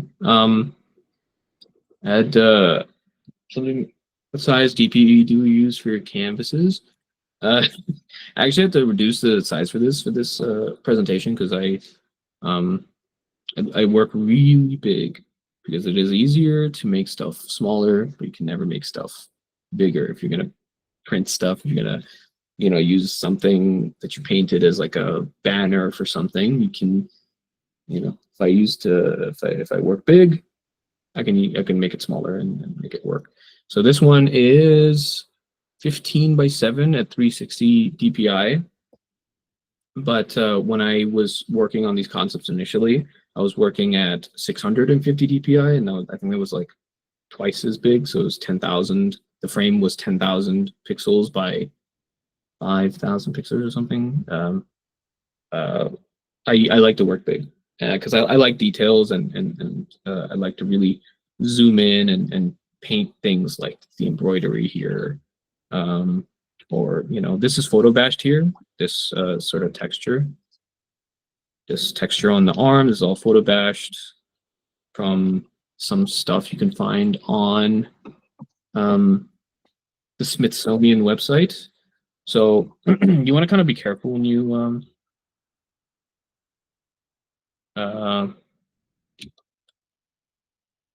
use images for photo bashing. If you don't know what photo bashing is, where you take photos, you cut them, you edit them, and you can use them to create concepts. If you don't want to paint a bag, just grab a picture of a bag that's in the right sort of perspective for you and just try to fit it into your image. It's not really like my main bread and butter way of making concepts, but for some people who are extremely successful in the industry, it is their number one way of making images. But you can take images of stuff like armor and just, if you know how to use Photoshop, just play around with them. But the Smithsonian has, when you Photoshop or photo bash, you want to be careful because, especially for professional projects, you want to kind of be careful because not every image, not every armor, not everything is open to use for everybody, right? But the Smithsonian has an extremely vast array of images of armor, of clothing, of textures, all kinds of amazing stuff, and it's all free for people to use. That's a great resource. My dog's here. She wants to go out. But yeah, stuff like this, this stuff can be extremely useful, because I'll tell you, where is it? I've spent time painting, like I've tried to spend time painting things like the sort of embroidery on this, but you have to think like the people who did the embroidery on stuff like this were literally the best artisans of their time in that area. These people were masters. These people that dedicated their lives to doing the embroidery on this stuff. And you, as an artist, are probably going to take, as someone who paints, it's probably going to take a while to learn how to do these intricate, beautiful designs. So what do we do instead? As designers, we can just take the image, use Photoshop, do a little magic, incorporate into our designs, because painting it will take forever. So that's just one way to do it, but you can also just take inspiration from this, and how closely, or how how closely you sort of design your things to the stuff you're inspired by from real life, like knight's armor, or you know like 18th century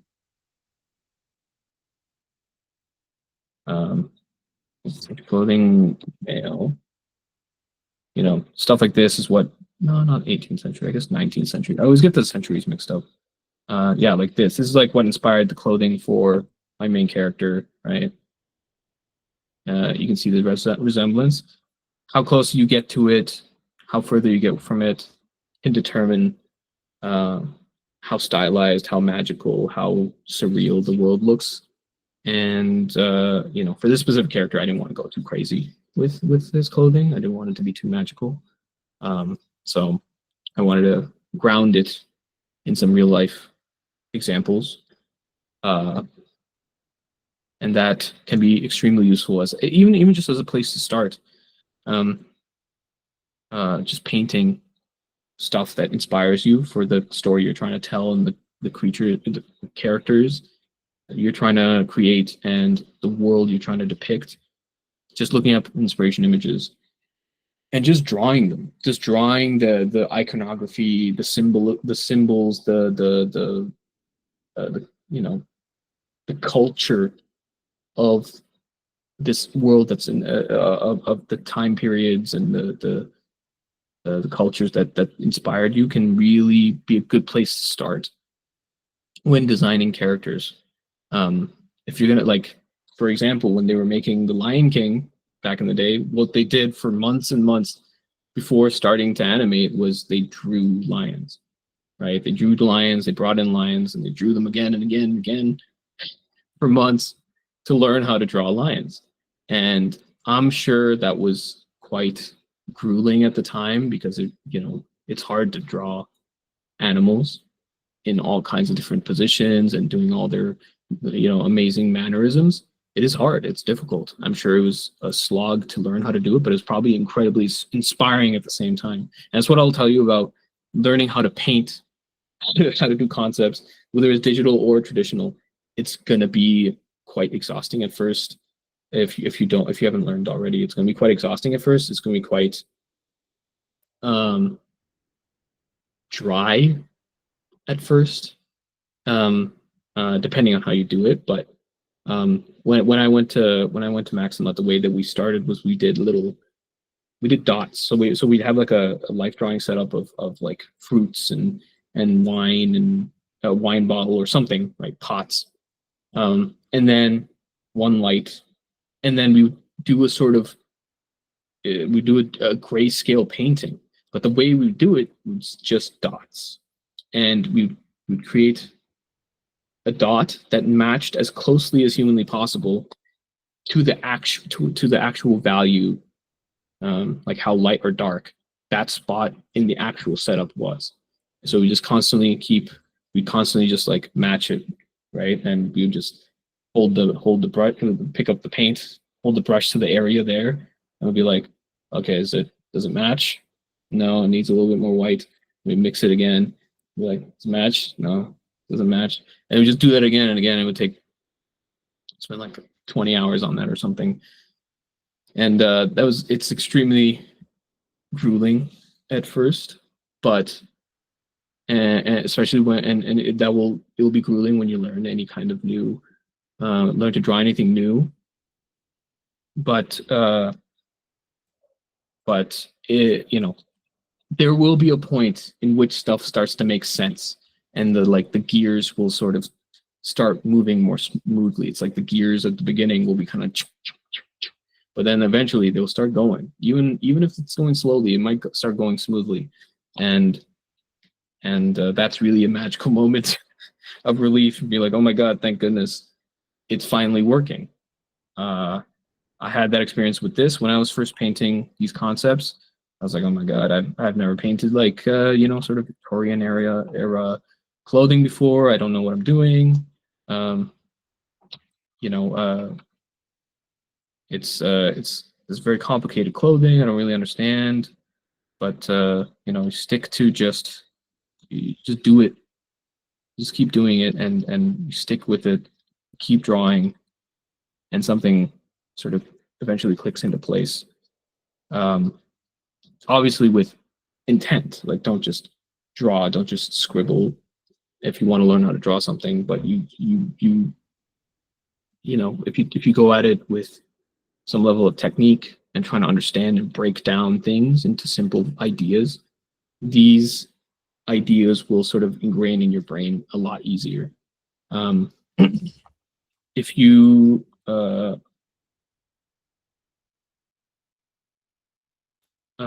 there is an idea, there is a concept called in painting and drawing, but really in concepts, called shape language, and it's the language.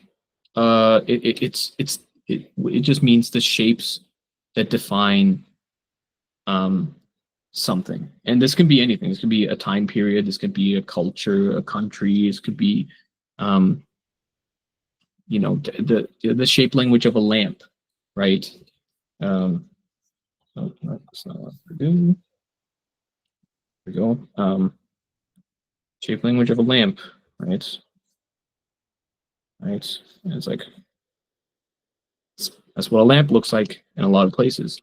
That's the shape language of a lamp, or the shape language of an umbrella, right? Similar, but there's little things that make it different, like the top being wider, right? And you start to learn these simple shape languages, and then you add on top of that more complex shape languages, more complex layers of that shape language. Sorry, yeah. So like you start to add the little nooks and crannies, the little, you know, the buttons of the shirts, the buttons, the you know, the little etchings that add on to it that make it look even more real. But you start off with the basic shape language of stuff, and when you're learning to draw something new and you're trying to design something based on, you know, you're trying to design something that evokes a time period, evokes a certain culture. Um, Learning the shape language of stuff will help you obviously imitate that shape language and communicate that shape language to your audience, to maybe to yourself, whoever. Uh, and That really is sort of the bread and butter of learning how to draw and paint really anything. It's shape language. That's a really big sort of topic. I don't know if I would have time for it to really go through it in depth today, but um,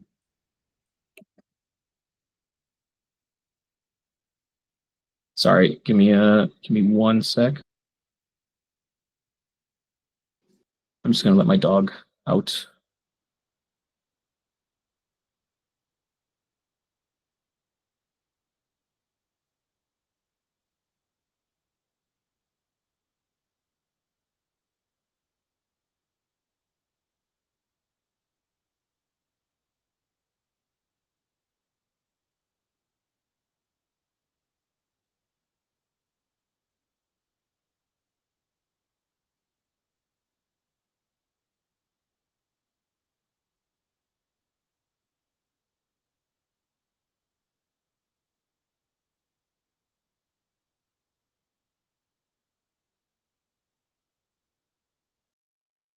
Sorry about that.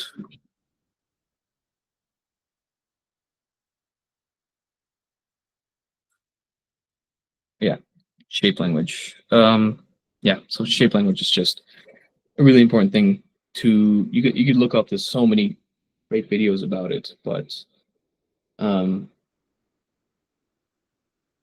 I think of one that's really good. I'll try to think of one, a channel that's really good, but um yeah, just like breaking down things into like the most basic shapes. And as you do that, you'll get better at it, obviously. Um, but that's how you So really how you learn to draw anything. Just learn that, oh, that thing looks like that. Even in your brain, subconsciously, you have an understanding of shape language. It's how we perceive things. What looks like a bottle, we're like, that's a bottle. If you see the shape of it on a black background or a white background, rather, you'd be like, that's a bottle. And you think, why do I know that? It's because as you're growing up, you instinctually, the same way you learned whatever native language you speak, you learned how things are supposed to look. And for better or worse, you've learned how things look. You learned what a phone looks like. You learned what a stove looks like, what a tree looks like. That's a big one, right? We all know what trees look like, and we have such an instinctual attachment to these visual ideas. A lot of what art is learning to come back to those ideas and really just break it down, and to learn how to use those ideas to, create the art that we want to create. So, getting down to learning how shape language works for whatever you want to draw is going to be the key to not just drawing a caricature of the thing, but to really get to the core of what something might look like.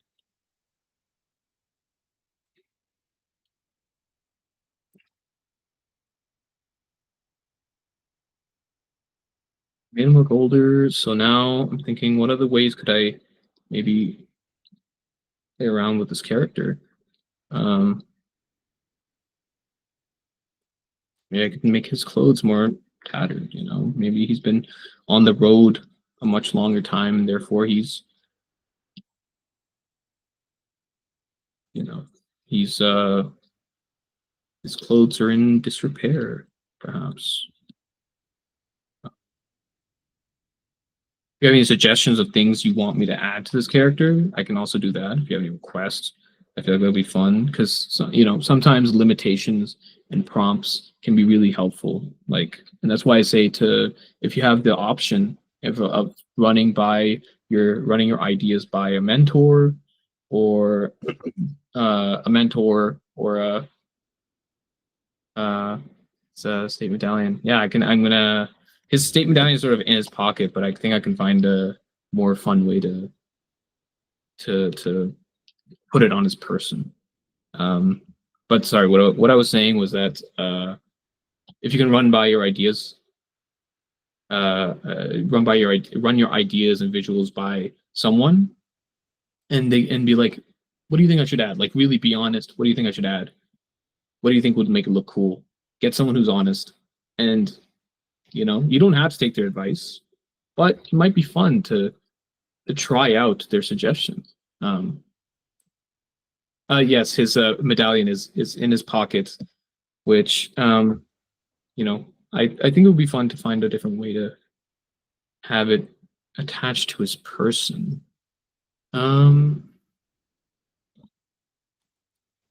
Look up,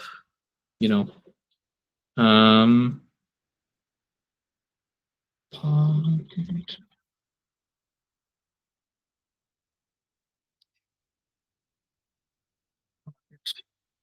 watch, pocket watch.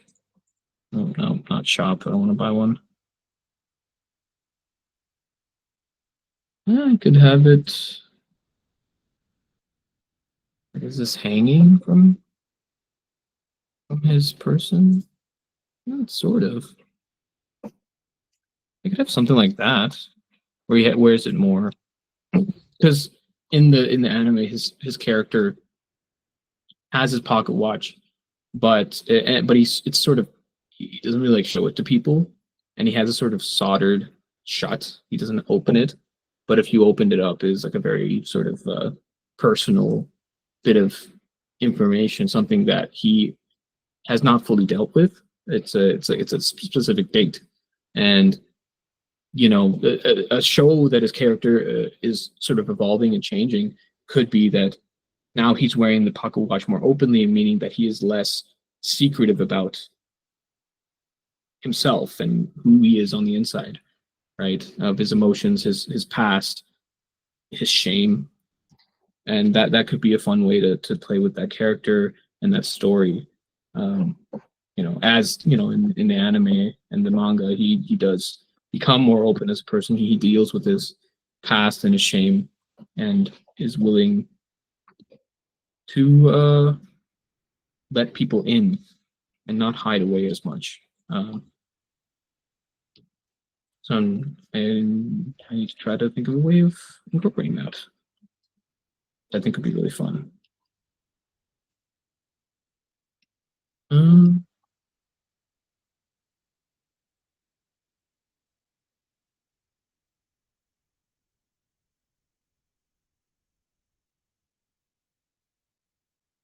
I'm also like thinking about practicality. I'm like, does he really want it like dangling somewhere? I feel like it might be in the way, right? So he could have it like, you know, sort of like attached. Um, Here, you could have it attached here. Might look a little cheesy, but I think it might look cool as well. I think you could also have it as like a necklace that he wears, but think it might make him look too like royalty, like regal. I don't think he's the kind of character that would have a necklace. I don't think he has a necklace at any point in the story. So hmm. Yeah, so this is kind of like the thought process you would go through if you wanted to, if you someone told you like, oh, can you make this happen with this character? You'd be like, okay, well, how do I make that happen without it being without it breaking the character, without it um, messing with the world building or the aesthetic or aesthetic of the world, aesthetic of the character, of the story.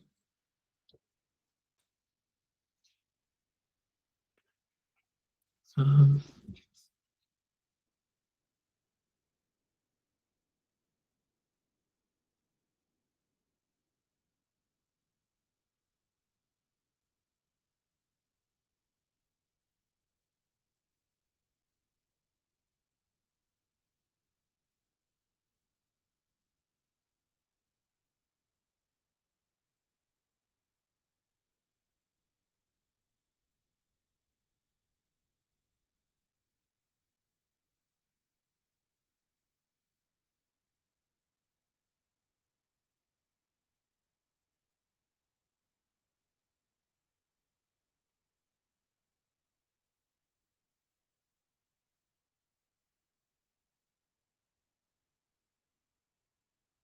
some aspects so that it shows up more like this area of his cape or his sort of trench coat. Then add a little cast shadow here. Um, Here like that.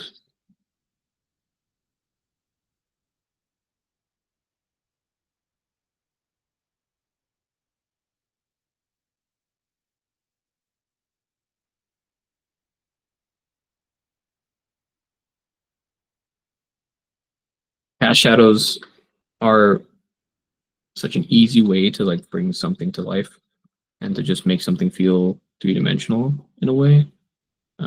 Just imagining where the pieces would cast a shadow. It's a super easy way to indicate three dimensions and light and stuff without having to, you know, render to the level of like a gradient and making things feel round.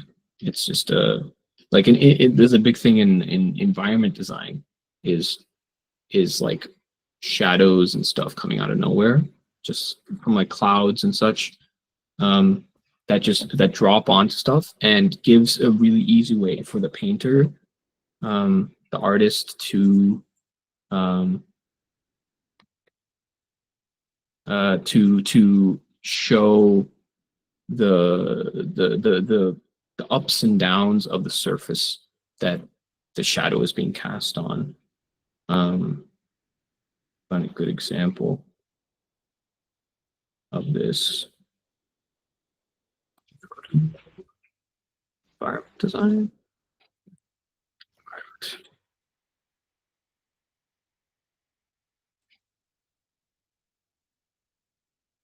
Environment.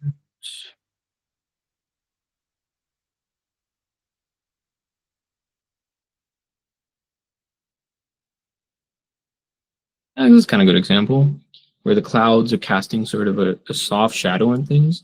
It gives dynamism. It gives an opportunity to show, you know, the valleys and hills and dimensions of a surface area. Also in the cast shadows, you know, I'll copy it over a second.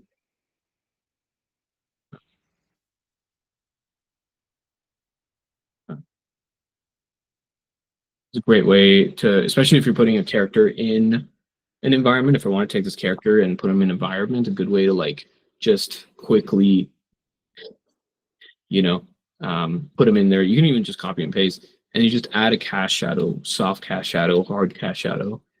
Can easily sort of put him into the environment, and you know, make sure you don't have to do too much work to define everything, right? If this was an illustration, you would have so much detail here with trees and you know, like they would be detailing the rocks and everything. There would be so much effort put into that. But for concept art, the idea, it's not the main idea is whatever this creature is here, and then this character looking at the creature, right?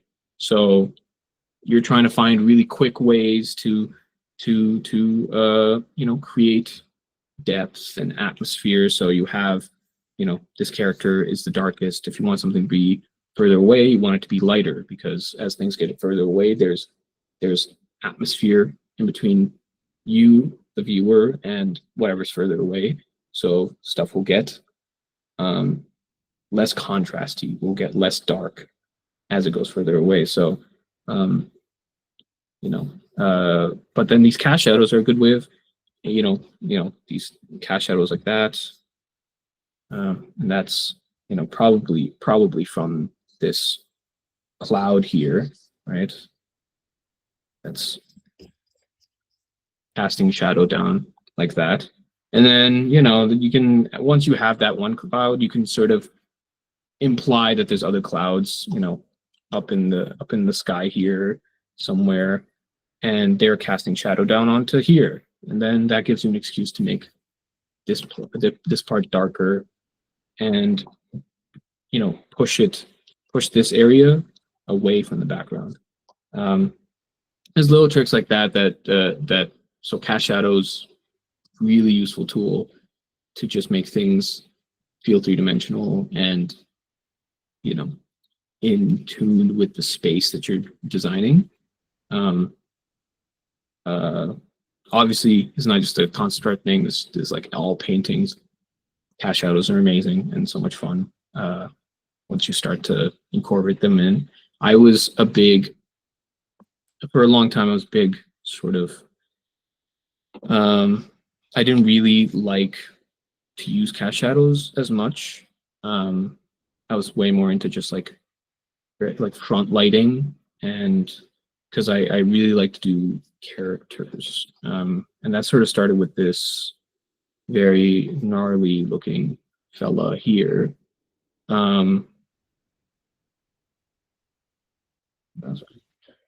This fella here, where I really enjoyed sort of like a softer approach to painting, where it's not as, you know, it's very different from how I would do like oil painting or something. This was where I used an airbrush and I just sort of had a black background, and I painted from there. And it was a great way to build shapes, great way to build form, and it was a great way to. Had a very horror, you know, feel to it. And there's like no cast shadows here. Um, it creates a very specific type of atmosphere that really worked for this character. Yeah, it's pretty gnarly.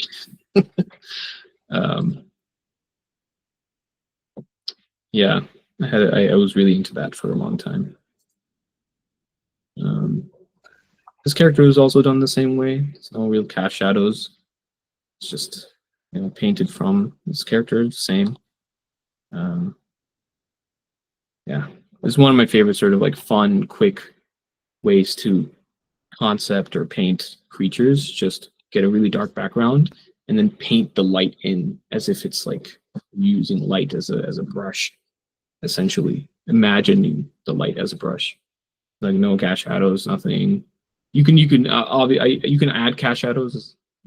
I'm sort of off of that uh, topic right now, but I'm just but this is a great way to also approach it. You don't have to always approach it from um, this specific method of having a light background and painting your characters onto it. You can have a dark background and just and build three-dimensionally from the dark by using light.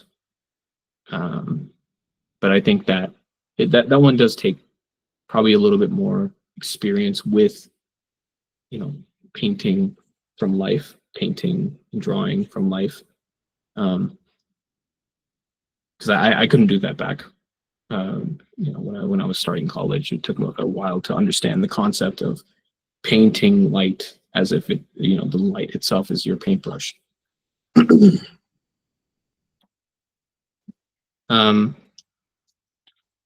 hope that made sense about the cast shadows. I think that that can be super useful, even if the cast shadow doesn't make a whole lot of sense. Just adding it in can add some real dynamic, a real dynamic feel to your paintings. In any scenario, really.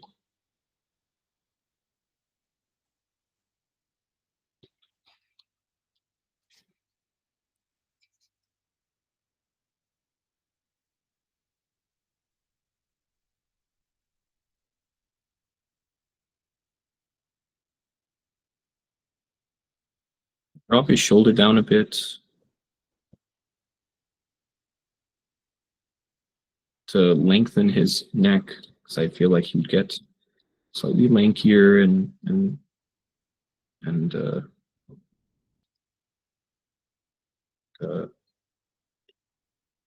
yeah, slightly lankier as he got older. So these are things you can play around with when it comes to age, and that comes from sort of a from like looking at people as they grow older. You can, I don't know where you could really find it, but you could probably find like maybe act. Yeah, this is good, actually a good example is you can use actors. So you can look up how Leonardo DiCaprio looked like when he was young, and look at him when he got older, and look at how his face changed, how his body changed, you know, and see how that might apply to your character. And if you want to make them older, it can be a great avenue for inspiration. And actors, you know, something to be careful with, but actors and their faces, and but more specifically, like different features of theirs, if you can isolate them, they can be really good inspiration for how to paint someone, an engaging and interesting looking person's face, because you know, most people look pretty ordinary, but actors, most of them have some features that are just compelling, you know. For example, I think Leonardo DiCaprio's eyebrows are really interesting. He's always had a very like striking, dramatic eyebrow shape, you know, and you know you'll kind of get obsessed with these little types of ideas as you draw and paint people. Um, I mean, a good one is Willem Dafoe, right? Incredibly interesting features, um, right? The cheeks, incredibly interesting formation of his cheeks and eyes. Yeah, you know, basically everything. This guy's such an interesting face. Always had such an interesting face, and you know, taking inspiration from that to create characters that feel similar to how, you know, some of his characters might make you feel. That's really sort of where that connection of character design comes in from. Because like when you, for example, when someone casts an actor into a role, they're sort of doing character design in a way, right? They're deciding this is what this character, the you know this actor's face is now being projected as his character, and that's a big it's a really important thing. It's kind of something that I guess people who aren't in into film or movies they might not think of as a really difficult job, but people who are able to cast accurately and creatively are really magical. Like I think the best example is the Marvel, like the early Marvel, the MCU movies. The like like up to whatever the Avengers, Infinity War or Endgame. The casting was insanely good. Whatever you think about the movies, whether you think they're good or not, but the casting for these characters in the early MCU and Willem Dafoe as the Green Goblin, these are amazing casting. These people fit so perfectly um, into the archetype of these characters. Chris Evans, he has such a Chris Evans. It's a lot of Chris's. You know, names, but like someone like this, like his face is very like seems like a nice friendly guy, and that's what Captain America is supposed to look like. It's supposed to look like a nice friendly guy that you'd want to hang out with. And Willem Dafoe often looks like a very intimidating. When he's not smiling, and he seems like a nice guy, but like when he's like dramatic, he looks like an incredibly intimidating and scary fellow. Um, so even Tom Holland, this guy, he looks a very boyish, trustworthy look, which is well for Spider-Man. And so if you wanna, that's another place to look for inspiration when it comes to design. I know it's not really like a painting thing, but for design, looking at how people cast characters in movies and TV shows, great place to pull inspiration from. If you are in doubt of what you want your characters to look like. Oh my God, how quickly time passes. Wow. Does anybody have any questions about anything I talked about painting, about design?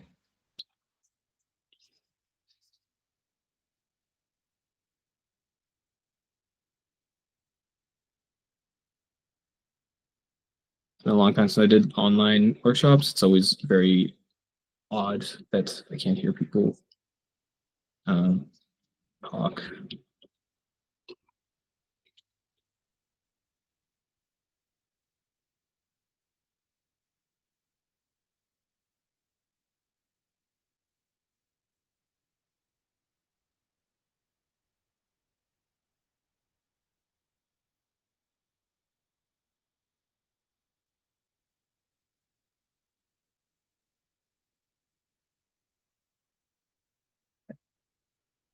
That, no, do that. And then I'll have a little chain.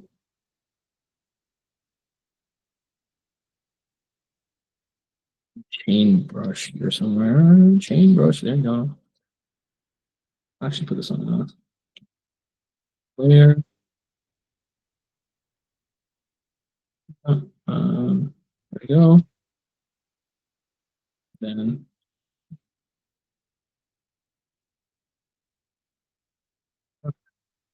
it's a little darker.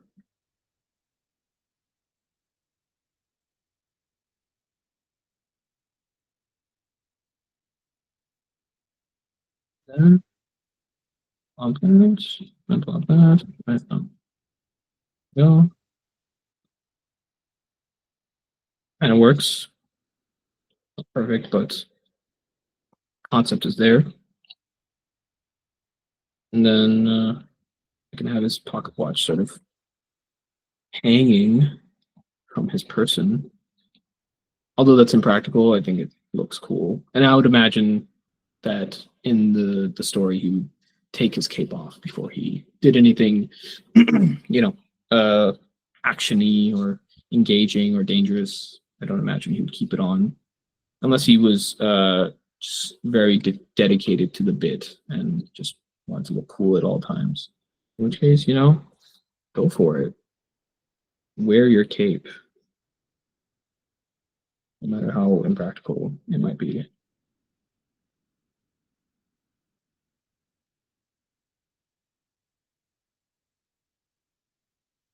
Then you can sort of, when you want to add props and stuff, you can just add them, but sometimes you can even, you know, zoom out and paint a little, or zoom in, or pull it to the side and, you know, design the, the pocket watch.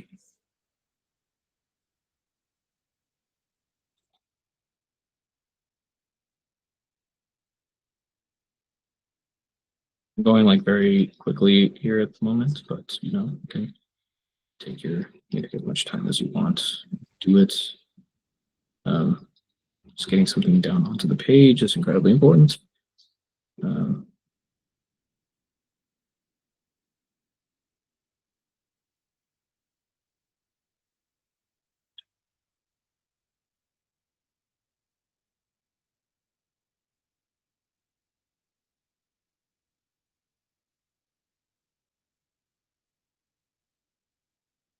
Obviously, look up what a pocket watch looks like.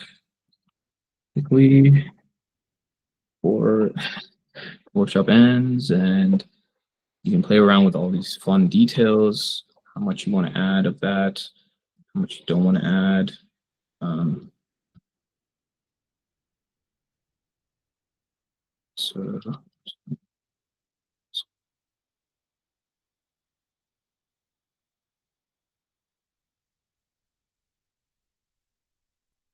tab. Some people, they like to like copy and paste the image into their Photoshop, and then they can sort of look at the reference from there. I can't at the moment because of this screen sharing. But I always just alt tab. I don't know.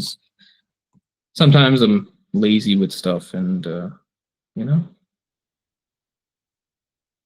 whatever gets the job done, really. And that's nice brightness.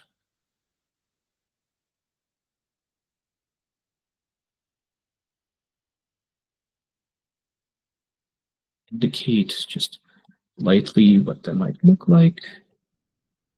And you can, once you got down like a basic idea of what a pocket watch looks like, you can have so much fun playing around with, um, texture of things. And, like I can add a little ridge here. Goes around.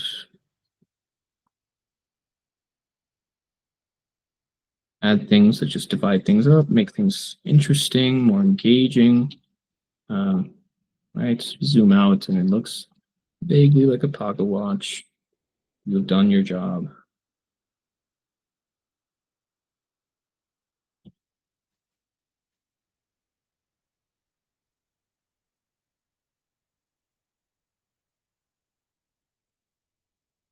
You won't always have to design things like this where you really go in depth and you know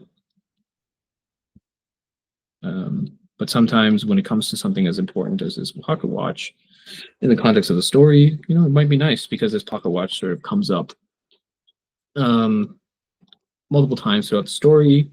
It is a big part of this guy's character in a lot of ways, and it is a symbol of his shame, but it's a symbol of his past, and it's a symbol of his um, it's a symbol of his uh, you know hypocritical and sort of shameful allegiance to the government that of the country that he is in, which is a mistress, and that's a country that there's a lot of interesting stuff there when it comes to nationalism and militaries and stuff like that. It's really interesting, and this is sort of a symbol of that. So, thematically, it might be worth it to zoom out and or zoom in and detail this thing It holds a lot of significance.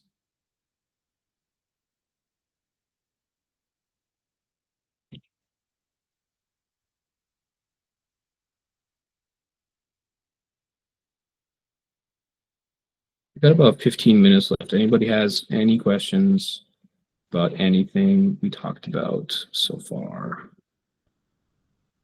Or anything that we haven't talked about, honestly. Anything, really.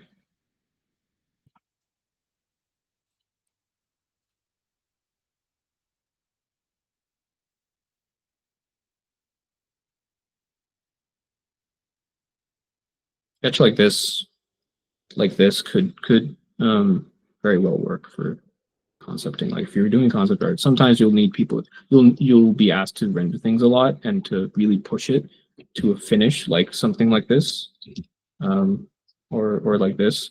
But in a lot of cases, doing something like this, where it's just quick, dirty, gets the job done, is often what you'll be doing if you want to do something. If you work professionally, a lot of the time is what people ask for. Sometimes they'll ask you to finish the painting and make it look realistic and pretty, but you know, there's also a lot of cases it will be very much time sensitive, and they'll be like, no, no, no, just get it done quickly. It doesn't need to look amazing. Um, but I like to draw pretty things, and I feel like a lot of people like to draw pretty things. It feels almost wrong to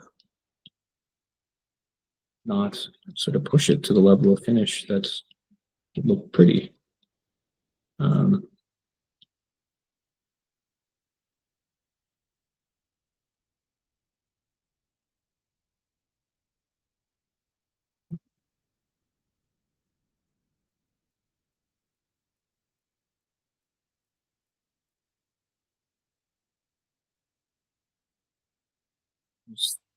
Slash on these things. Wonder how that works. So you press it in, and then it opens up. Yeah, I guess you don't see that on the outside very much. Interesting. Okay.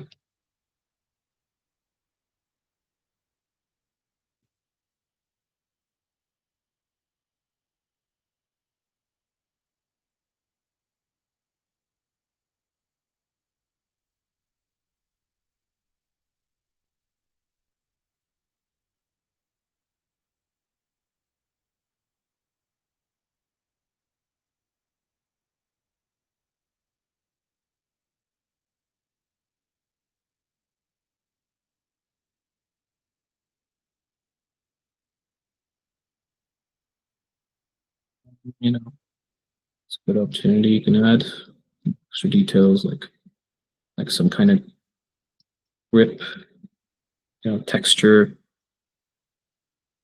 character to be able to hold it better. Maybe, this is a pocket watch made for soldiers, so you might be able to justify adding something like that. On times of war, being able to hold it in different weather conditions might be something that you can consider. And that's all stuff you can you should be considering if you're doing concept work, concept art.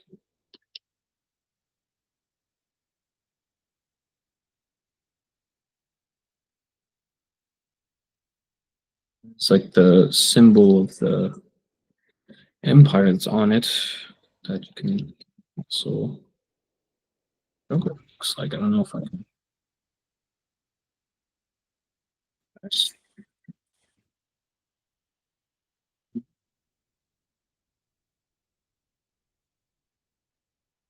It's a pretty like simple looking symbol. It might be hard to draw in this perspective here. I can just hint at it and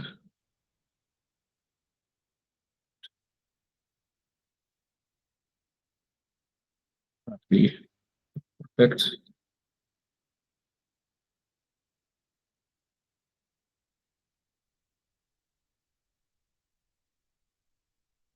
Sorry if I'm all tabbing a lot. It's a bit jarring, but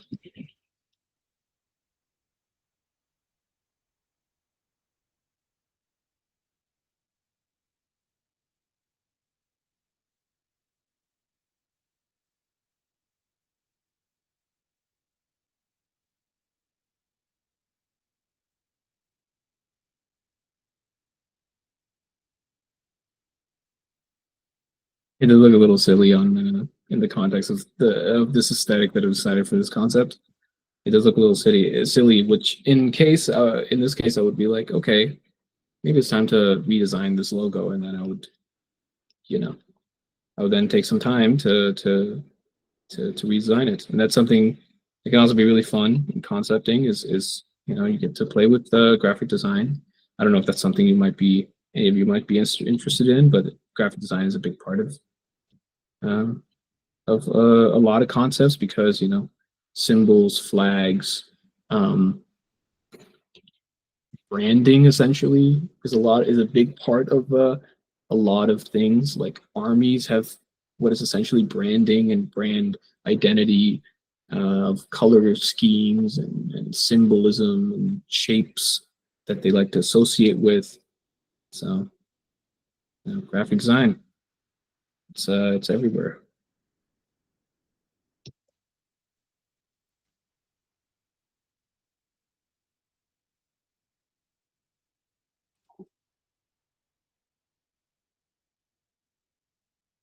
And if you're not satisfied with this, you can then just copy this and start a different iteration of the pocket watch and do it all over again. And that's like really the fun of painting for concept art. Um,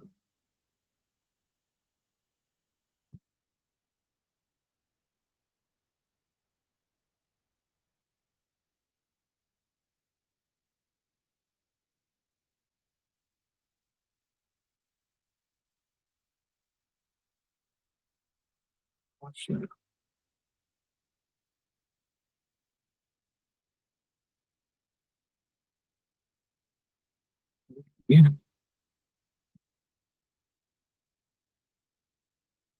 do some like radical changes to this guy's outfit quickly before we leave. Let's see,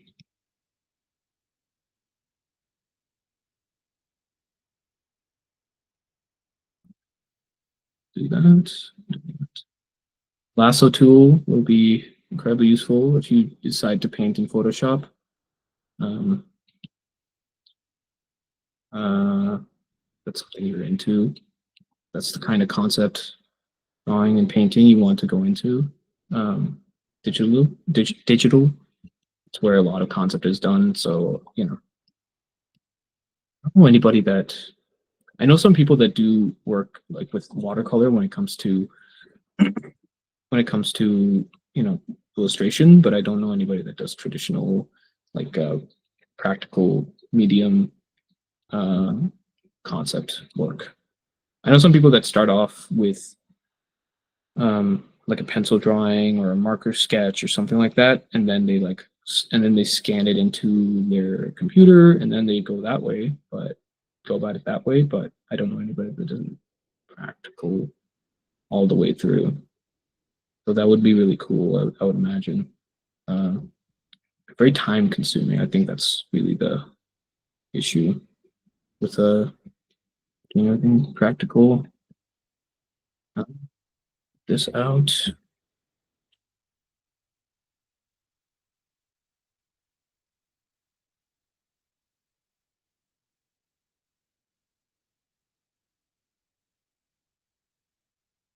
is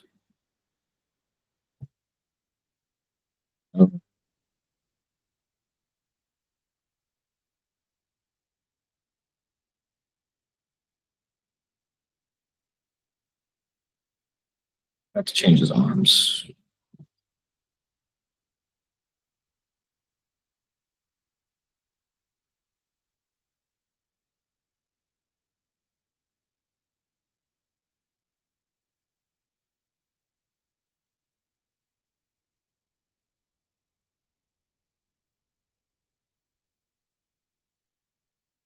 Developers of Cuphead. Yeah, I heard that they did a lot of things in a in like an old school way, and it's insane. There's this other game that's coming out. Can't remember what it's called, but they did a lot of the animation in traditional claymation stop motion style of like the characters and the enemies you fight. I'm like, I don't even know how they did it, but it looks magnificent. It looks amazing. I have no idea. I could never do claymation or animation because that stuff is so um, difficult. It's just something that I can't even wrap my head around, but it's amazing. Um,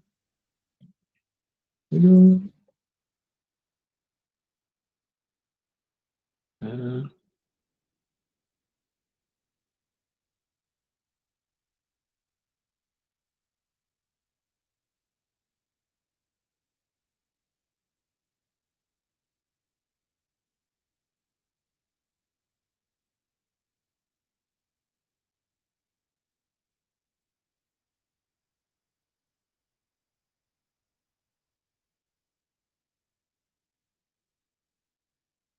a fun way to play around with shapes and take a different approach to things. I could change his pants to red and change the color blocking. This is another aspect of design is color blocking and deciding where colors will go and what looks the best. Um, I'm really a sucker for this design specifically, just because it's so simple. But I do a lot. I've heard a lot of good people. A lot of people say this one is really good. This one feels a little, I don't know, edgy to me, but maybe that works for the character. You know. So we're almost done. I'm trying to think of what my closing thoughts were going to be. Um, I think that I hope some of this was useful information for everybody. And you know, I hope this, you know, in some way inspires you to keep learning and maybe choose different directions, maybe when you are learning. And you know, there's so much, so many things I can't do in 3 hours. So many things I can't cover. I wish I could work like one-on-one with each of you and like, you know, help you in whatever areas you might be wanting to improve, which is what I would do in like a longer workshop. Um, but you know, there's so many amazing resources out there. Um, like yeah, like Anthony Jones is a great one. He has a lot of workshops, a lot of stuff you can buy for like pretty cheap. His demonstrations, his you know, really good. But I hope you came out of this with some idea of how you know you might go about concepting and painting for concept art and coming up with ideas and putting down ideas. And yeah, I think like really the goal of any of this is to just free you to be able to create the ideas that you want to create, to create the images and the stories that you want to create. And you know, if you're trying to do something, if you're trying to do this professionally, you know, it's easy to get bogged down and get sort of down about how things are, and you're like, oh, this is not looking like the industry or the quality level of other people. But if you come back down to some of those things I talked about when it comes to story, ideas, emotions, you know, imagining these characters as people, not just characters, I think the painting, the drawing, sort of becomes so much easier. The technical aspects are still hard and they take a long time, and I'm always learning and I'm always developing as everybody is. But you know that the core idea of what concept art and painting for concept art is to is to is to connect with the soul and the identity of these characters, of these worlds, of these pocket watches that we're painting. Right? They're not just pocket watches. They're so much more, and that I hope is your is some takeaway you can have from this class. Yeah. I'm currently creating a comic and I've been stuck in the concept stage because I wasn't sure how I should go about it, but now I have a baseline on how I should go about it. That's amazing. That's awesome. What's your comic called? Did you have a name for it? I feel like names are really, for me, names are a big way to sort of start in it gives something an identity, instantly if you name something, right? To say like, don't name dogs that you're, fostering or something because you get attached to it and stuff. I'm not sure what to call it yet. I'm sure you'll figure it out. I'm sure it'll be. You could concept that as well. You could do a bunch of iterations and fonts. You could play around with fonts. There's lots of great free fonts you could play around with, and that's another aspect of design. When I was creating the character pages for these characters, I went through like 20 or 30 fonts that I liked. That I was you know uh yeah, when I was going through the fonts for stuff, I went to like 20, 30 fonts, deciding which one was the best, and I settled on something pretty simple, but yeah, it's all part of the process, whatever works, whatever inspires you, right? Yeah. So I had a great time teaching you, despite all the uh, technical issues. But yeah. Thanks so much, everybody, for coming along. Thank you, Anthony. Thank you, Melina. If anybody has any questions, I'm going to be here for a bit, so be with it. But thanks so much, everybody. Bye bye.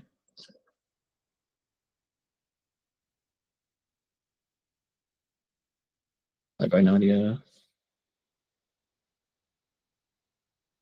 Thanks, Mark. So.